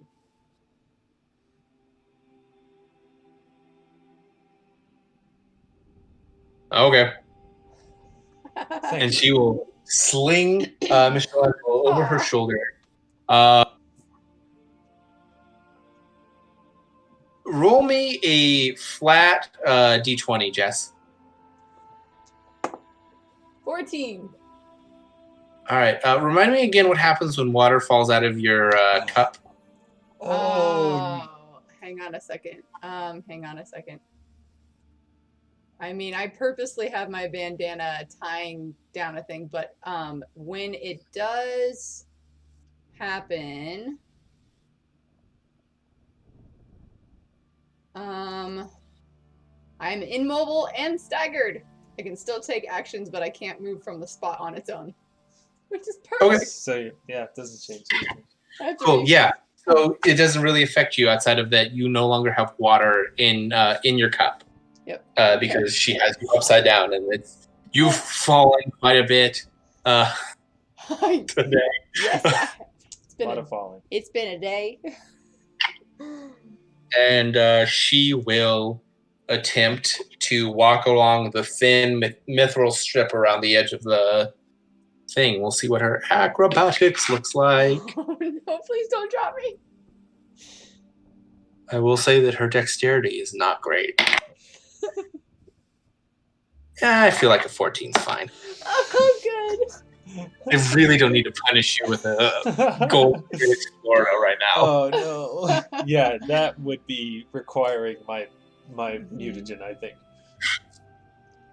So you make it out of. So you are ready to leave. What order would you like to go in? You're the captain of the ship, Doctor. I have no interest in captaining this I'm vessel. not It would awake. leave I no was- time for I was research. just telling I you. am not an accountant. I'm not awake. I'm just telling know. you. Oh, okay. I'm making this clear to you, though. Oh, all right then. I'll just talk in my accent so it's confusing. That's why I was like, no, stop. Well, sensitive documents and all. Major, would you care to lead the way? Might as well. Florida, take the rear. Doctor, do you have this? Do you have the capacity to carry our young Kappa friend? Yes, I should be able to manage that quite easily. How much does Michellangelo weigh again? 60 pounds. Oh, okay. My light encumbrance is 100 pounds. Perfect. So yeah, you should be fine. So Florida picks up Michellangelo and lowers her onto the ground, doesn't try and hand her to you. It's up to you how you want to carry her. Because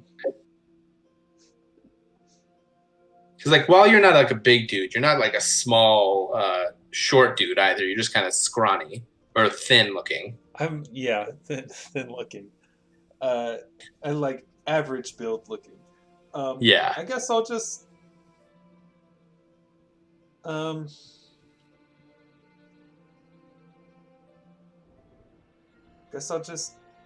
pick her up and like fireman carry her. All right. Just because it'll yeah.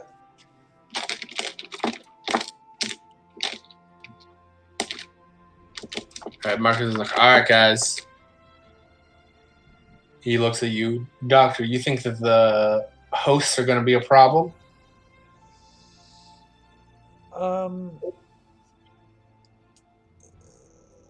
I think we should prepare for the worst. Hope for the best, but prepare for the worst. All right, everybody. Let's all do caution. Let's keep ourselves quiet. And I want to have everybody, or I guess have you roll a stealth roll. That is really good for Marcus. 18. 3 is a 21, so that'll work. Unnatural 20. I only have a Nice. +2 to stealth. Our weakest one is going to be Florida with an 11.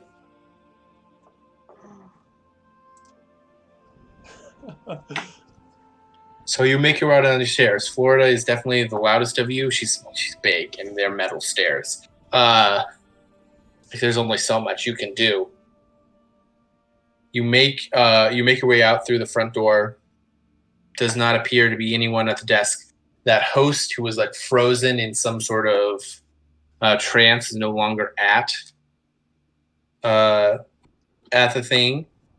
You walk down the stairs. You go down all 15 flights without any interruptions, any interactions, until you get to the lobby, where you see that there are 3 hosts at the base of the stairs, so to the point where you can't get off of the stairs.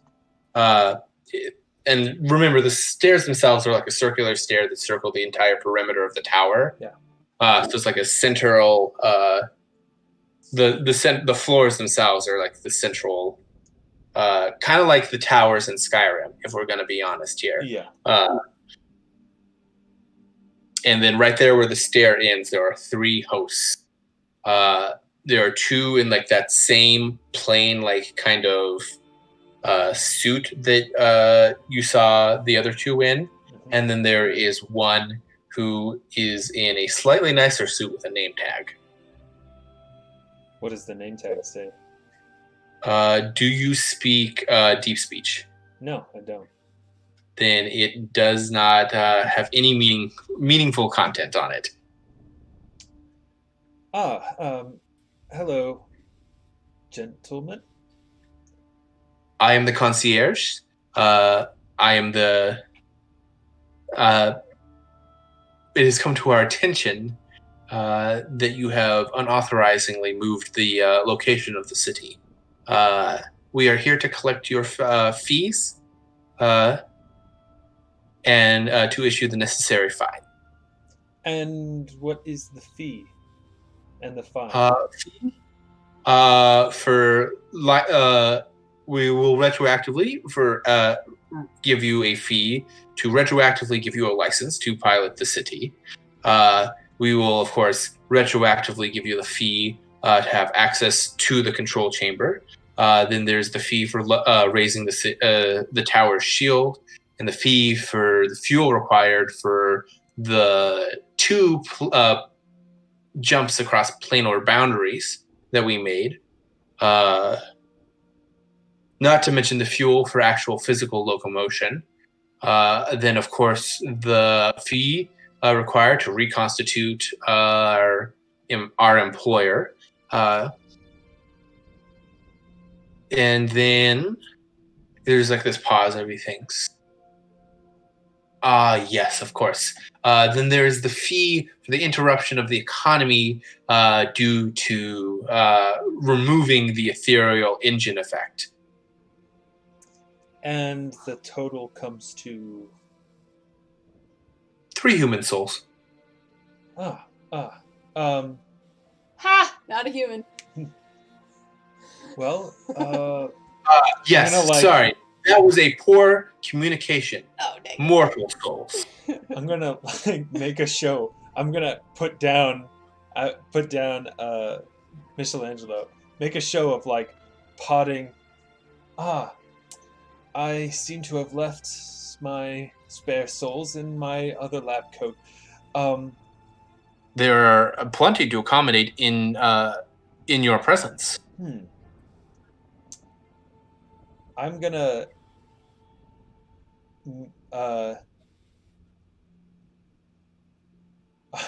I'm gonna give a meaningful look to Marcus that hopefully communicates prepare yourself.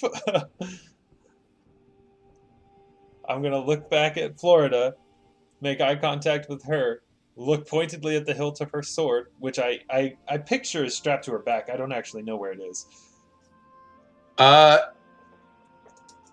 While strapped to her back is super cool and cinematic, for actual functionality purposes, it is on her waist. Okay. I will look down to her sword and back up to her.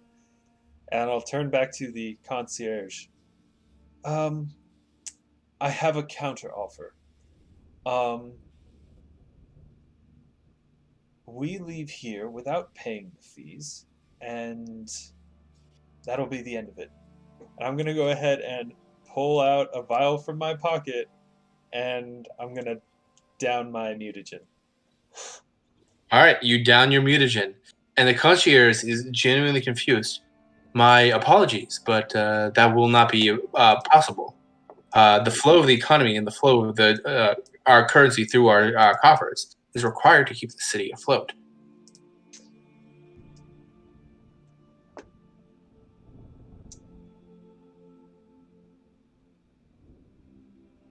Okay. And as he says that, Marcus is going to do his composite blast. I don't remember what the name of the earth and telekinetic blast. I just remember that it ups it to D8s instead of D6s. Yes. Get him, Marcus. If I can find my D8s. Okay. I will add.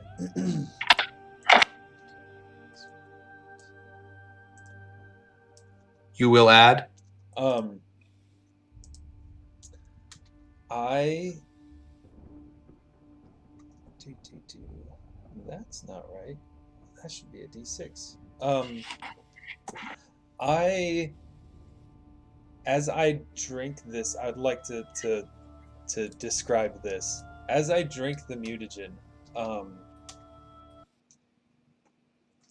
there is a change that comes over Dr. Inwood. His skin becomes scaly. His hands change and talons and claws grow out of his fingers. His face kind of elongates into a reptilian-like snout with sharp canine teeth in it. I kind of imagine Komodo dragon. Yes. When we talked about it. Yes. And the stature, like an average build of a like an average human male in his like early 30s, late 20s, something like that, right? His clothes are fitting a bit tighter now, with like muscle.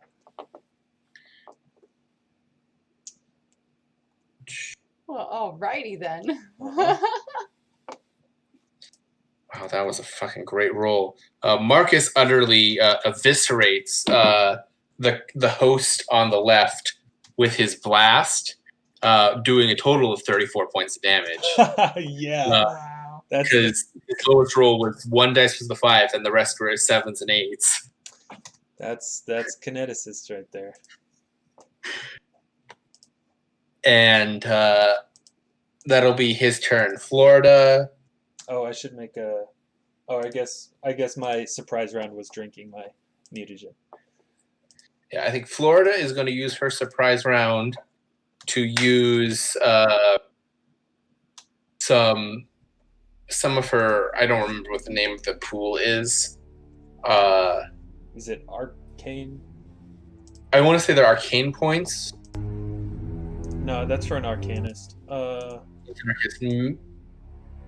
Gosh, I literally have looked this up like yesterday. I know, maybe they are arcane points and they just kind of share, like, they have the same name. I don't remember. It's not grit, is it? No, grit's for gunslinger. Panache is for cavaliers, or some sorry, for swashbucklers. And luck is for specific type of investigators. Key is for ninjas and monks. Phrenic pool is for psychics. Phrenic pool is for psychics. It is an arcane pool. It is arcane pool. Okay, so it is the same. And then I think arcanists are arcanist points or something similar. Okay. Something that sounds almost exactly the same. Yeah. Because Pathfinder has so much content that there's this inevitable linguistic overlap. Mm-hmm. To give her sword the hammering, or not hammering blows, what's it called? Lead blade effect. Which allows her to deal damage one size category up. Nice.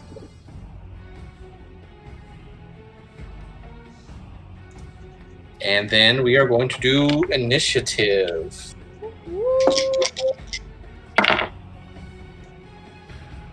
Wanna heal me? I have nothing to heal.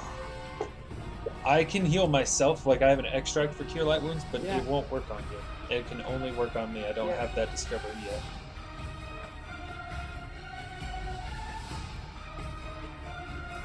All right. That's not bad. All right. What did you get on your initiative? I got a 14.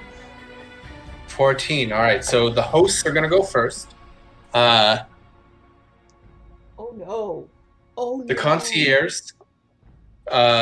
Concierge is actually going to step back and is going to move his arms, and he is going to cast. What is that word? It's like every fucking mage has this magic missile. Magic missile. Mage missile. You should be ashamed of yourself for forgetting that. Right? He is going to. Ooh, he's going to hit Marcus because Marcus is clearly the most dangerous threat. Clearly, this lizard thing. He is going to deal just an absolute pittance worth of damage with 3 fucking 1s on D4s. Oh boy. So that's going to be a total of 6 points of damage to Marcus, which is just a fucking drop in the bucket for a level 7 kineticist. That's nothing. That's absolutely nothing. And that is going to be his turn. The host, the regular ass host, is Marcus is in the front, so he's going to go for him first. He is going to do their special move, the Compassionate Embrace, which is just a grapple with extra stuff.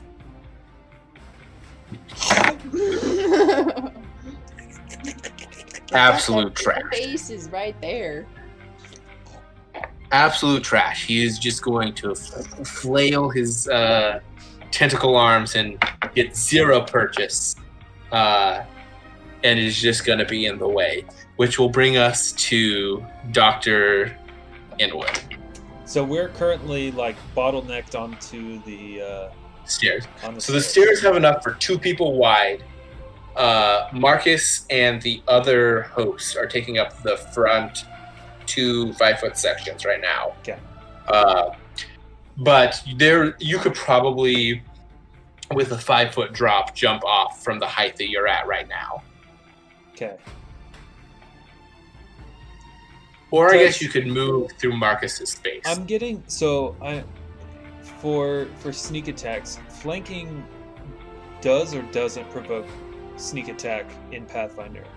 Because I know flanking gives you sneak attack in 5e, but I, for some reason, can't remember what it does for Pathfinder. It should be on your character. Let me sneak attack.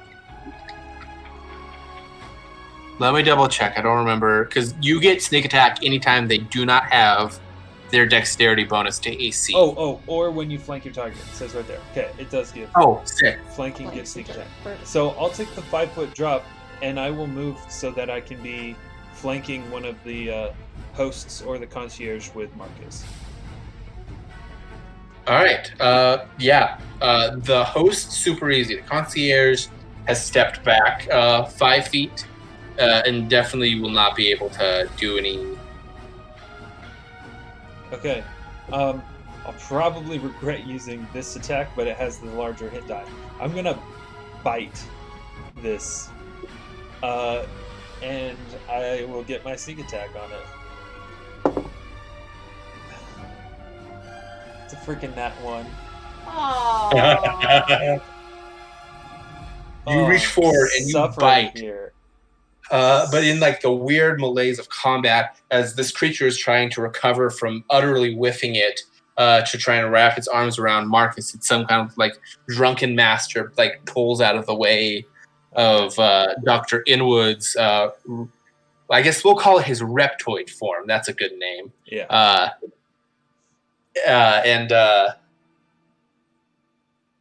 And just like teeth gnash, very Godzilla versus some kaiju of some kind, where just nothing happens. Aww. And you pull back, and that'll be your turn. Okay. That's rough. Which will... I would have dealt so much damage there. Can you do it again? I'm not a high. If I had had a full round. If I could have taken a full round attack, I could have done 2 claw attacks. No, I mean, can you bite on the next turn? Yeah. Oh, okay, cool. Yeah, no, my mutagen lasts for 50 minutes. Nice.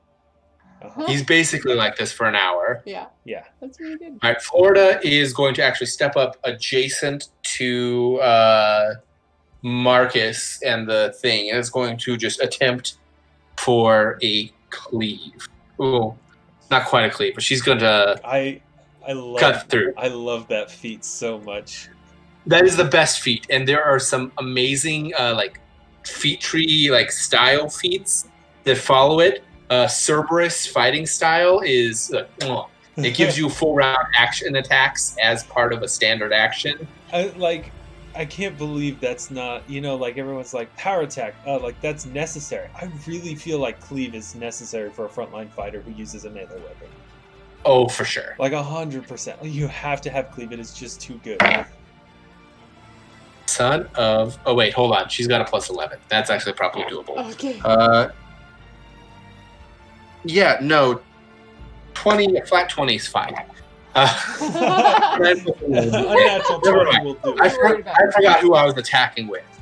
Let's roll these 66s. Wait, whoa. That's How many? 66s. Awesome. I'll be I hope she destroys them. All right. That's 10. So that is 19 points of damage as she slashes her sword through this creature. It is just barely standing with one singular hit point. Oh my gosh. Wait, no, she just straight up kills it. I forgot about her +5 because of her strength. Oh my gosh, yes! No, so she just fully cleaves it in half. She does. Slices it in half. Completely done. I forgot that you add strength to attacks, of course. Yes, that's Peak D, yummy. Dang, that's so good. Which brings us back to the concierge. Which, let's look at some spells that he's got. Oh no. Boo boo boo boo. Because you all are grouped up.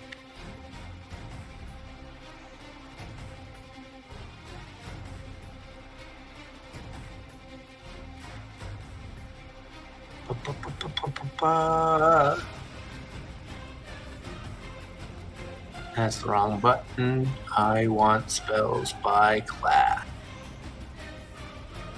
I'm just gonna laugh if this whole campaign turns into me being knocked out for every fight. Except for ones... it's kind of looking like that. Except for ones that don't matter. You mean the ones that you initiate? I was being I had low will. Yes.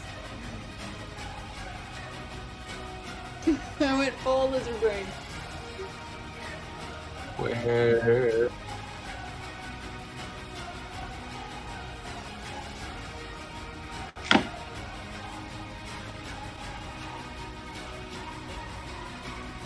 Come on. I just need to know how many people this affects.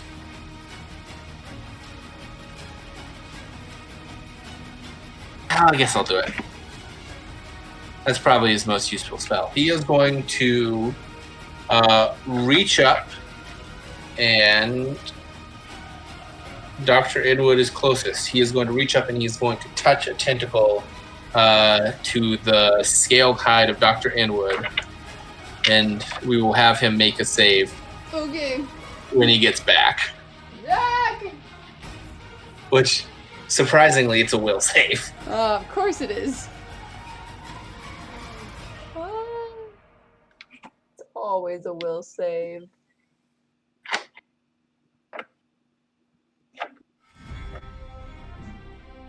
I'm glad I made my intelligence low rather than my wisdom.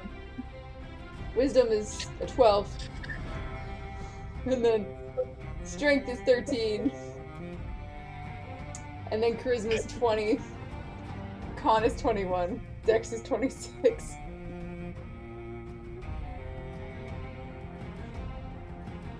Your rolls were wild for this game. Which is precisely why I do my rolls like that, because they're always wild. But you know what? Like, AC doesn't matter when you're falling. No, it does not. You are all good. I take it it's my turn. Nope. No. So the concierge, because you are closest, has decided that he's going to do a spell on you. So he has walked up 5 feet, and he's touched you with a tentacle, and requires you to make a will save. Did he hit my... I guess my touch armor class is only 11, so... Well, it's not a touch attack. It's just a... Okay. It's just a spell. That's a 9. Well, luckily for you, they are absolute fucking trash at their innate spells. Wow. And you save, and you negate Aboleth's lung. Oh, wow, that's good. That's really What's good. that do? It would have made me start basically dry drowning, asphyxiating. I can't breathe air anymore. I have to breathe water until the spell ends. It is easily the most dangerous second level spell. Except for... I wish I was awake! I guess you do have a wand of make water. I have so many wands of make water. Why? For her health. Oh. Right. Okay. Well, Which is disaster his turn. averted. It is your turn. The concierge is the only one who is still alive. Oh, well, that's Yeah, convenient. she cleaved him in one shot.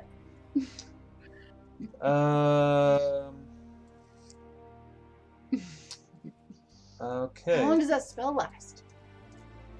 Gravity bow? No, Or Aboleth's yeah, lungs? that one.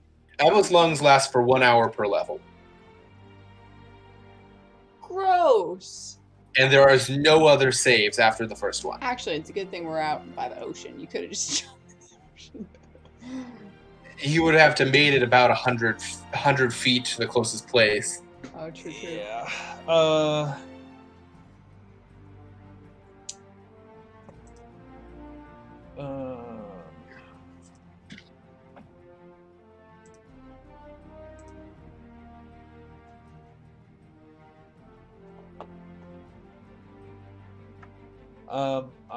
Is activating my chameleon suit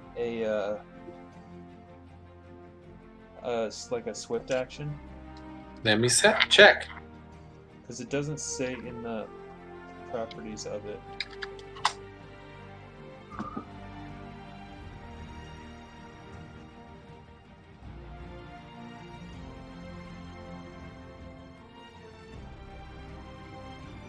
Ba-ba.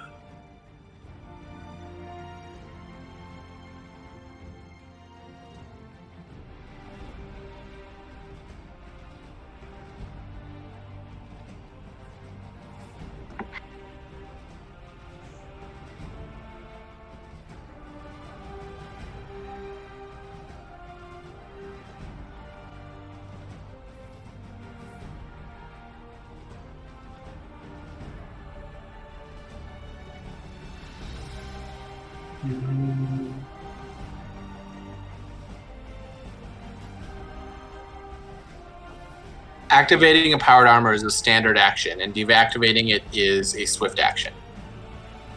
Okay, cool. So instead, what I'll do is, I guess I'll take my full round attack and use all my natural weapons. All right. So that's a bite and 2 claw attacks. Come on, get him, doctor. So bite, freaking nat 1 again. Get rid of this dice. Claw, that's a total of 25. Second claw That'll hit. is a total of 28. That'll hit. Okay, so those are both It could have been worse. minimum damage. 7 on one of them, 10 on the other. So 17 total damage from 2 claws. All right. You just rip into this guy, and he's like, his skin is soft, his flesh is malleable, his AC is 10, and you just rip him. He is still standing, just barely, with 3 hit points left, Oh or man. whatever the visual equivalent is. And Florida is going to step up, and she is going to swing her blade, which she literally cannot miss them because of her bonus to attack. Still roll. And See if she crits. Her minimum damage is so much above what his hit points are right now. So technically speaking, on a nat 1, I still hit because I have a +9. The lowest I can get. That worked. That It bite fits. is a 10. Oh, Okay. The actual ones Yay! are automatic misses. They're just shitty. Okay. Wow. So yes, you can do your bite damage. Okay. Then that is max damage, so another 14 points of damage. Yeah, you bite into him as your first attack, you grab your claws, and you just tear him apart. Wow. I'm Okay. just sleeping away on the ground. Yeah, you guys are out of combat. You pick up Michellangelo. I'm just gonna pick you up with like one hand. My strength is even higher now. Make me a perception check. For me, Yeah. that's a nat 20. Oh, fantastic.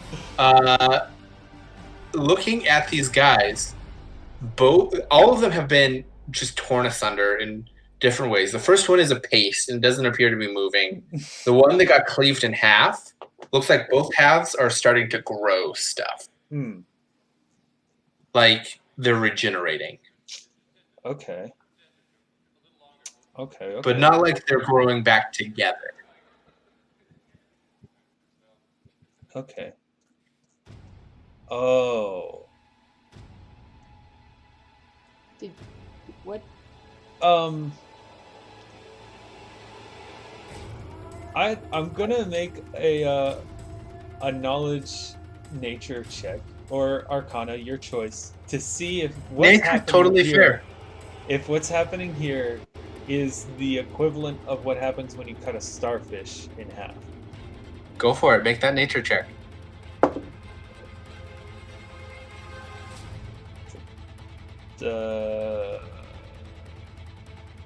That's an 11.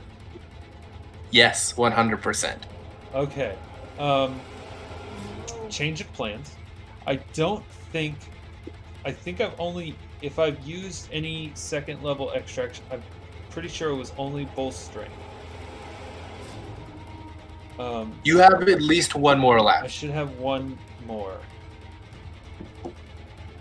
I'm gonna grab Michellangelo and I think perhaps that we should take a step back. Are they all within 15 feet of each other? Like in a 15-foot Yes, area? you guys are all clumped up pretty close, Cool. and so are the I'm gonna hosts. put down Michellangelo. I'm gonna pull some alchemical reagents out of my pockets, make an extract of fire breath, and I'm gonna go ahead and down that. Okay. And then I'm gonna breathe fire on all 3 of them. In your reptilian form? Yes. You're a freaking dragon! Godzilla! Shopko was wrong. He's the dragon. I can be a lot of things.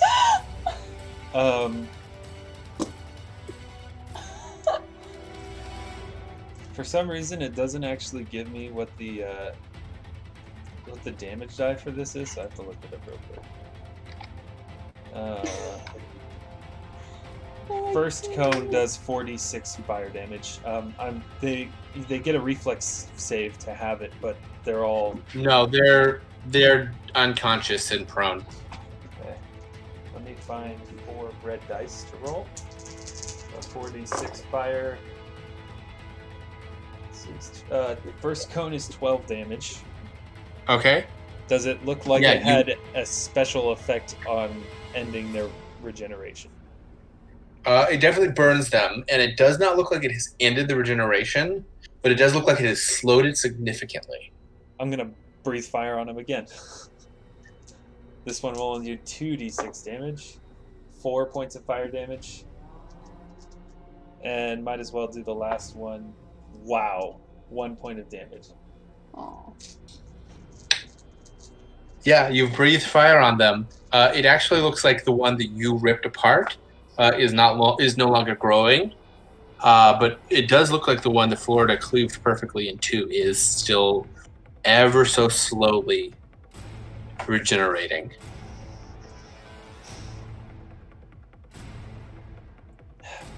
Well, by all means, help me.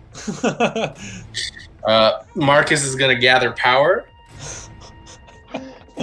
And Florida is just going to fucking hack away at them until there's just a fucking paste. Oh, there you go. Okay. And from what you can tell and what you've observed and your best guess on your nature roll, enough actual brute force damage will prevent them from replicating. Okay. Or at least that would be your assumption based off of starfish anatomy. Yes. Okay.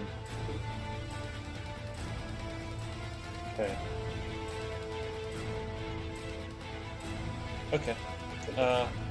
Well, I think we should probably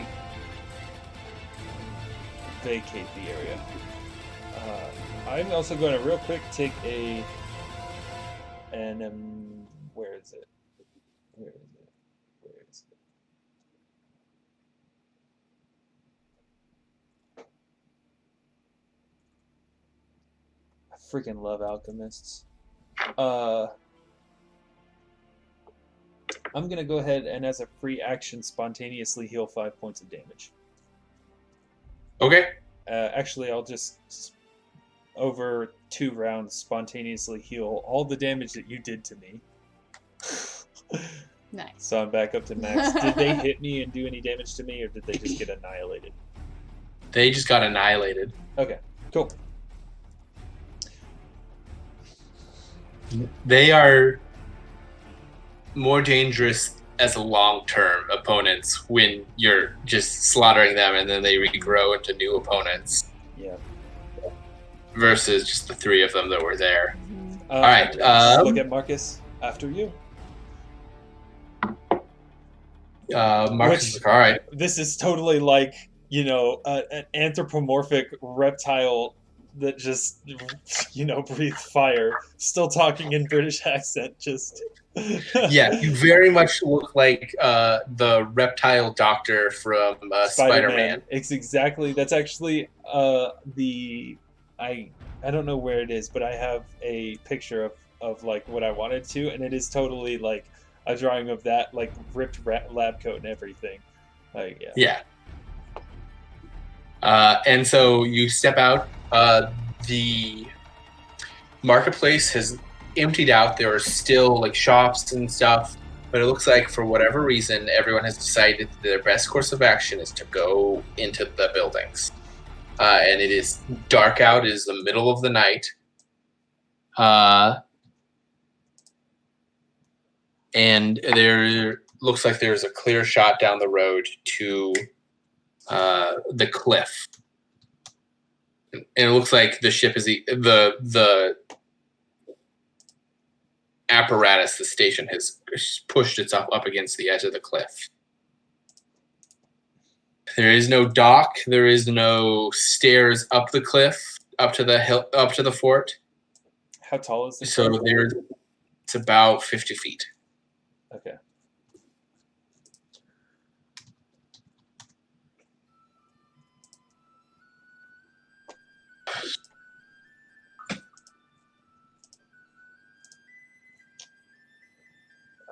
So you guys... Okay. I don't have anything for signaling. We crossed 2 planes? Yes. Yeah, I'm kind of a little concerned about how much time has actually passed. I'm more concerned of where we are. No, I'm pretty sure we're in the right place. It's just when are we? Oh. No, I'm thinking of which layer are we? Guess we'll find out. Great. Yeah, so you guys, unless you have other things you want to do, you have made it to the edge of the cliff. Marcus can get up the cliff fairly easily. The climbing skill for Florida is basically nothing. Marcus is actually going to strap and tie Michellangelo to the back of Florida. Like baby Bjorn style. Aw. It's a good thing I'm small. Mm-hmm. I'm going to have you guys climb up. Marcus, could you make me a climb check unless you have a climb speed? Marcus. Marcus can. Marcus will. Dr. Inwood, Yes. would you? I do not have a climb speed. But I do have a decent climb check bonus when I am buffer. That is 22 total. All right, yeah. The claws make the difference. They just sink into the stone. That's without any ranks in climb. Wow. Wow. Well Because done. who puts That's rank what in? brute Frankenstein strength will I do. did. I know. I'm making fun of you. Well, that was in swim in the other campaign. Oh, that's. But this is climb, and I did put a rank in climb. I was making fun I of Peg. did put a Jessica had another character, a 2 levels wizard, 1 level cleric, and she put a rank into swim and no ranks into knowledge arcana. Classic. worst wizard ever, best rogue ever. No, still a bad rogue. No, still a bad rogue. But dang, was the owl cute. Yes. Yes, it was. All right. All right, yeah, climbing up, super easy. Marcus makes it up first, followed by Florida. They had better rolls than you. Marcus technically has a climb speed. And so Dr. Inwood, as you climb up to the sound of Florida swearing like nobody's business as you climb up and you look, and there is no fort anywhere to be seen, and just a field of dark grass and an ominous wind. And I think that's where we're going to leave off for tonight. I don't get to wake up. When do I wake up? We're gonna end with each session of me always asleep. I did want to say one thing, because I actually had planned on saying this from last session, and I remembered it. As we get up there, I will end. I believe I can just end my mutagen effect. Okay.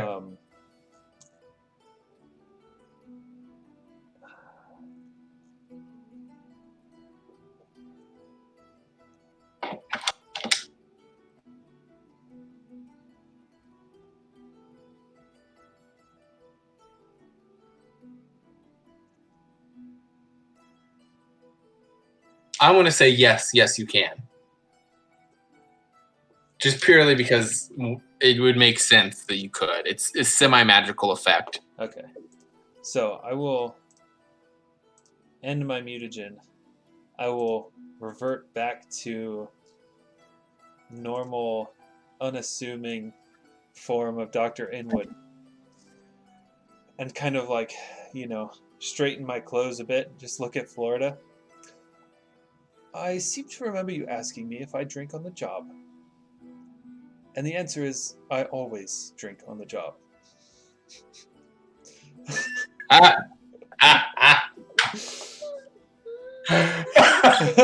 line. That's a great line. Classic. That was 4 months in the making. That's fair. I remember asking you that specifically because I thought it was a funny alchemist joke. I know. And I was like, oh, I should have said this. So now I have. Months later. Oh. Oh, wow. Wow. Thanks, Justin. Oh my gosh. problem. That was a roller coaster. I forgot how absolutely bonkers these characters are. Just absolutely. Shopko is so cool. I know what she's gonna say when she wakes up. It's gonna be hilarious. I am going to bring back the veil because I'm excited about this. Is it 223 key? Oh, it's for sure 223. Yes! We're going You are in the position where you're going to actually interact with the aspects of Two Tooth Ricky that are actually proactive in the scenarios that he's in. Because he's very much like I've built up this like pseudo lore in my head for Two Tooth Ricky and how he interacts with my universe. And he's very much just the evil Stan Lee of my universe. As soon as you said a madman, I was like, it's Two Tooth Ricky. And then you were like describing his teeth, and you're like, you said something, and I was like, it's gonna be two teeth. And then you're like, a row of teeth, and I was like, but then his teeth were. But he never has the same number of teeth. No, he doesn't. Or even the same type of teeth, I guess. It's perfect because if he can jump timelines. That's awesome. The what was it? The jorts that he wore. The bright pink jorts and a Hawaiian t-shirt. It was, yeah. He's like the least inconspicuous silent observer to ever just blatantly tell you that he's gonna watch you. What a character that was born and has just turned into the legend of Two Tooth Ricky. Such a legend. You can't not have him. Such a dumb meme that is just pervaded every D&D group that he's touched. So you would be proud because Two Tooth Ricky does show up in my campaigns too, and he showed up in a previous campaign that I was running in a homebrew world. Jessica was there.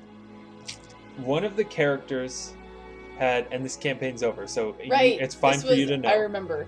One of the characters had their backstory. They had their significant other, their lover, was imprisoned wrongfully and then died in prison, and their whole their goal was to find out who was responsible for it and kill them. And so she went looking for, or I guess the character was male, but the player was a woman. Leo the gnome went looking for someone to sell him poisons, and found Two Tooth Ricky, and made a deal. Who and she could not, or he could not afford. The gnome could not afford the cost of. Oh, what is it called? Delayed. No, it is Tears of Death, which I don't know if you know that off the top of your head.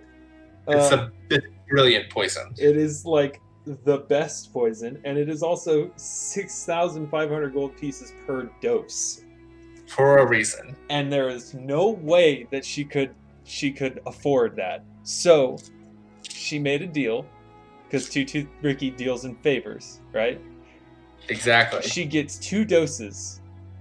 She has to use one of them on a certain person in a certain city. She doesn't know this person. Just like, I'll give you 2 doses, but you have to use one of them on this person.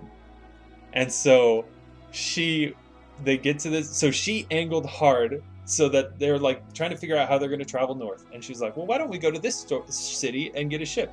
So they go to that city, and while there, she finds out where this person is. She knows the name. She doesn't know who they are, why they're supposed to die, like anything like that. Just the name. Goes and finds it. It's a noblewoman. She disguises herself, puts the poisons a letter with it, and it's a contact poison. So if you touch it, you have to. So she hands the letter to a concierge at the inn, like the really nice inn that she's staying at. The concierge goes and gives it to the noblewoman. One of her bodyguards takes it instead, opens it, checks it, says, "Oh, it's fine," hands it to her. So she killed 3 people with 1 poisoned letter, and the noblewoman was the cousin to the king of the country that she hates.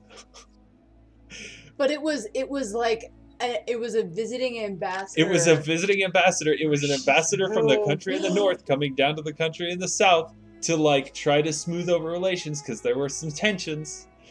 And she just freaking assassinated her. No questions asked, just like, sure, I'll do it. And I'm like, oh, yeah. Oh god. Classic Ricky. Yep. Yep. She ended up killing the guy that she had targeted too. Yeah. Before my character died. Or after my character had died. So, but yeah. Oh, I think out of everyone who was in that first that one game where Ricky shows up, I think he's been in every one of their campaigns. Yeah. Because I know Jacob's ran him, and I'm pretty sure Jordan's had him in his. It's you can't not have him. Yeah. Right? And You Zach's can't. running one right now, and he's Another one in the same homebrew setting. I Yeah. think he's made an appearance with Noah, is what I think. And then I won't say. Jacob's long campaign, he's gonna get him in there eventually. But yeah, man. He's a fun character. He's an amazing character. And he just drops in so easily to any CD situation. Yeah, I mean, like, he's so nice, like, even just from, like, not just even from RP standpoint, right, but from a mechanical standpoint as being the GM, like, oh, you need some, like, out-of-the-blue quest to be given? Two-Tooth Ricky. Oh, they need to buy some, like, obscure thing, and who in their, like, who would have this random whatever they need? Two-Tooth Ricky would have it, you know? And who would be willing to sell this, like, insanely expensive thing at a just stupid, dumb discount Yeah. for no reason other than he just kind of vibes it right then. It's just like, you know, this Sure. is this Vorpal, like, +5 Vorpal longsword is, you know, pretty expensive, but I'll give it to you if you can find me a particularly interesting chicken or something, you know, just like just some random thing. But it's also a fun way of like, hey, the party needs something or wants something, they can't afford it, so we can make them pay for it with a favor, which is also really fun because then you get to sprinkle in some, you know, moral dilemmas. Because there's like, oh, sure, I'll do a favor, but they don't know what the favor is yet. And he's got like this energy that, like, even if his deal seems totally normal and totally fair, like, you're always questioning what the fuck is happening. Yeah. You know that you've messed up bad. Like You trying know. to get a wish from like a genie. It's like, how could this possibly go wrong? Like, how is this going to go wrong? Because It I'm will. just getting the vibes that it's gonna go wrong.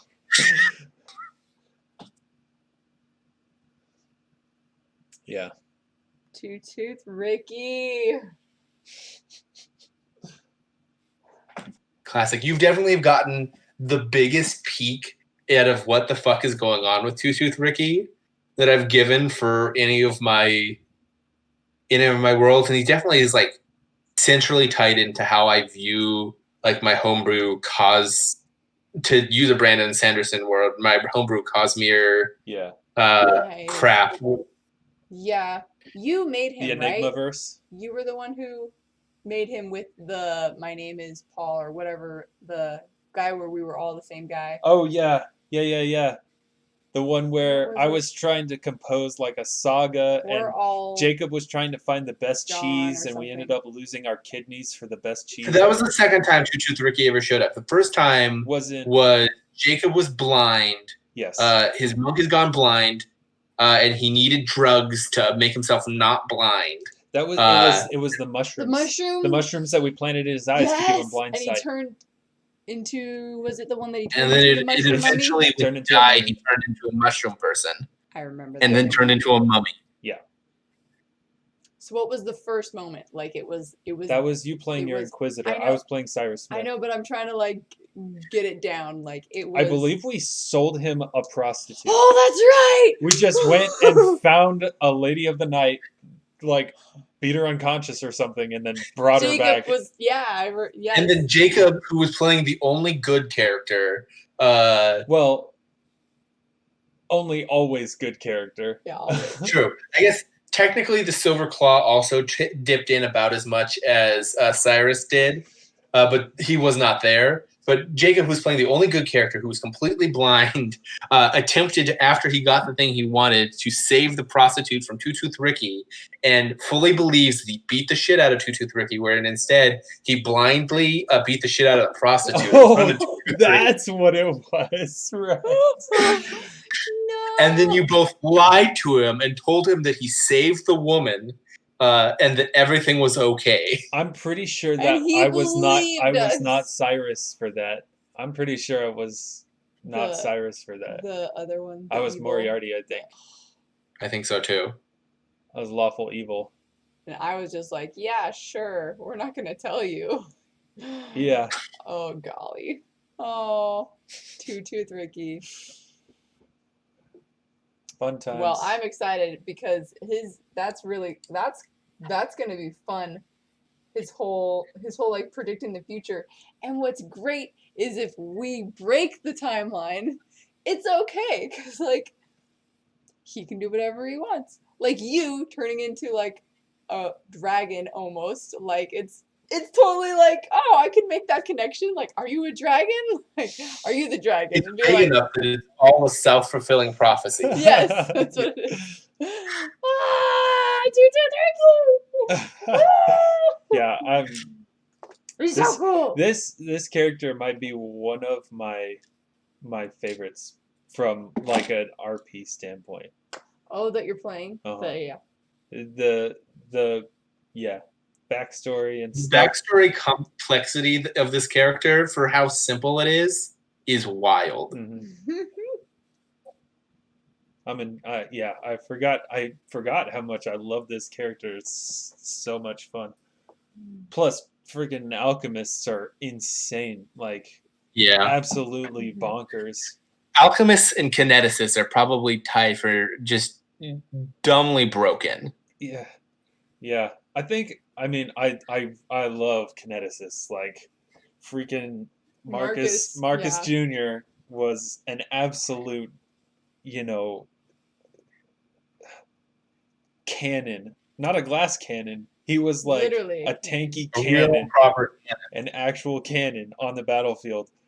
But alchemists just have more utility, at least somewhat. I was only playing for, although you know what? No, the Stone Glide was so good. Yeah. Stone Glide's so good. Mm-hmm. We're putting people through it. That's the Stone Glide. Stone Glide, That's yeah. me moving, That vampire. gliding through. I figured out, I think my biggest pride is I figured out a build that if you take a Dwargar Tyrant, which is a variant Dwargar, they get kinetic blasts based off of their class progression, not based off of kineticist progression. Like they have the innate ability to do telekinetic blasts. Oh boy. And if you pair them with a 1-level dip into the kinetic knight archetype, and the rest of their levels into ninja or rogue, and with 1 feat, you can get them to have a full kinetic progression on their telekinetic strike that applies sneak attack at its full progression. Oh, no. And they have just at will using burn invisibility.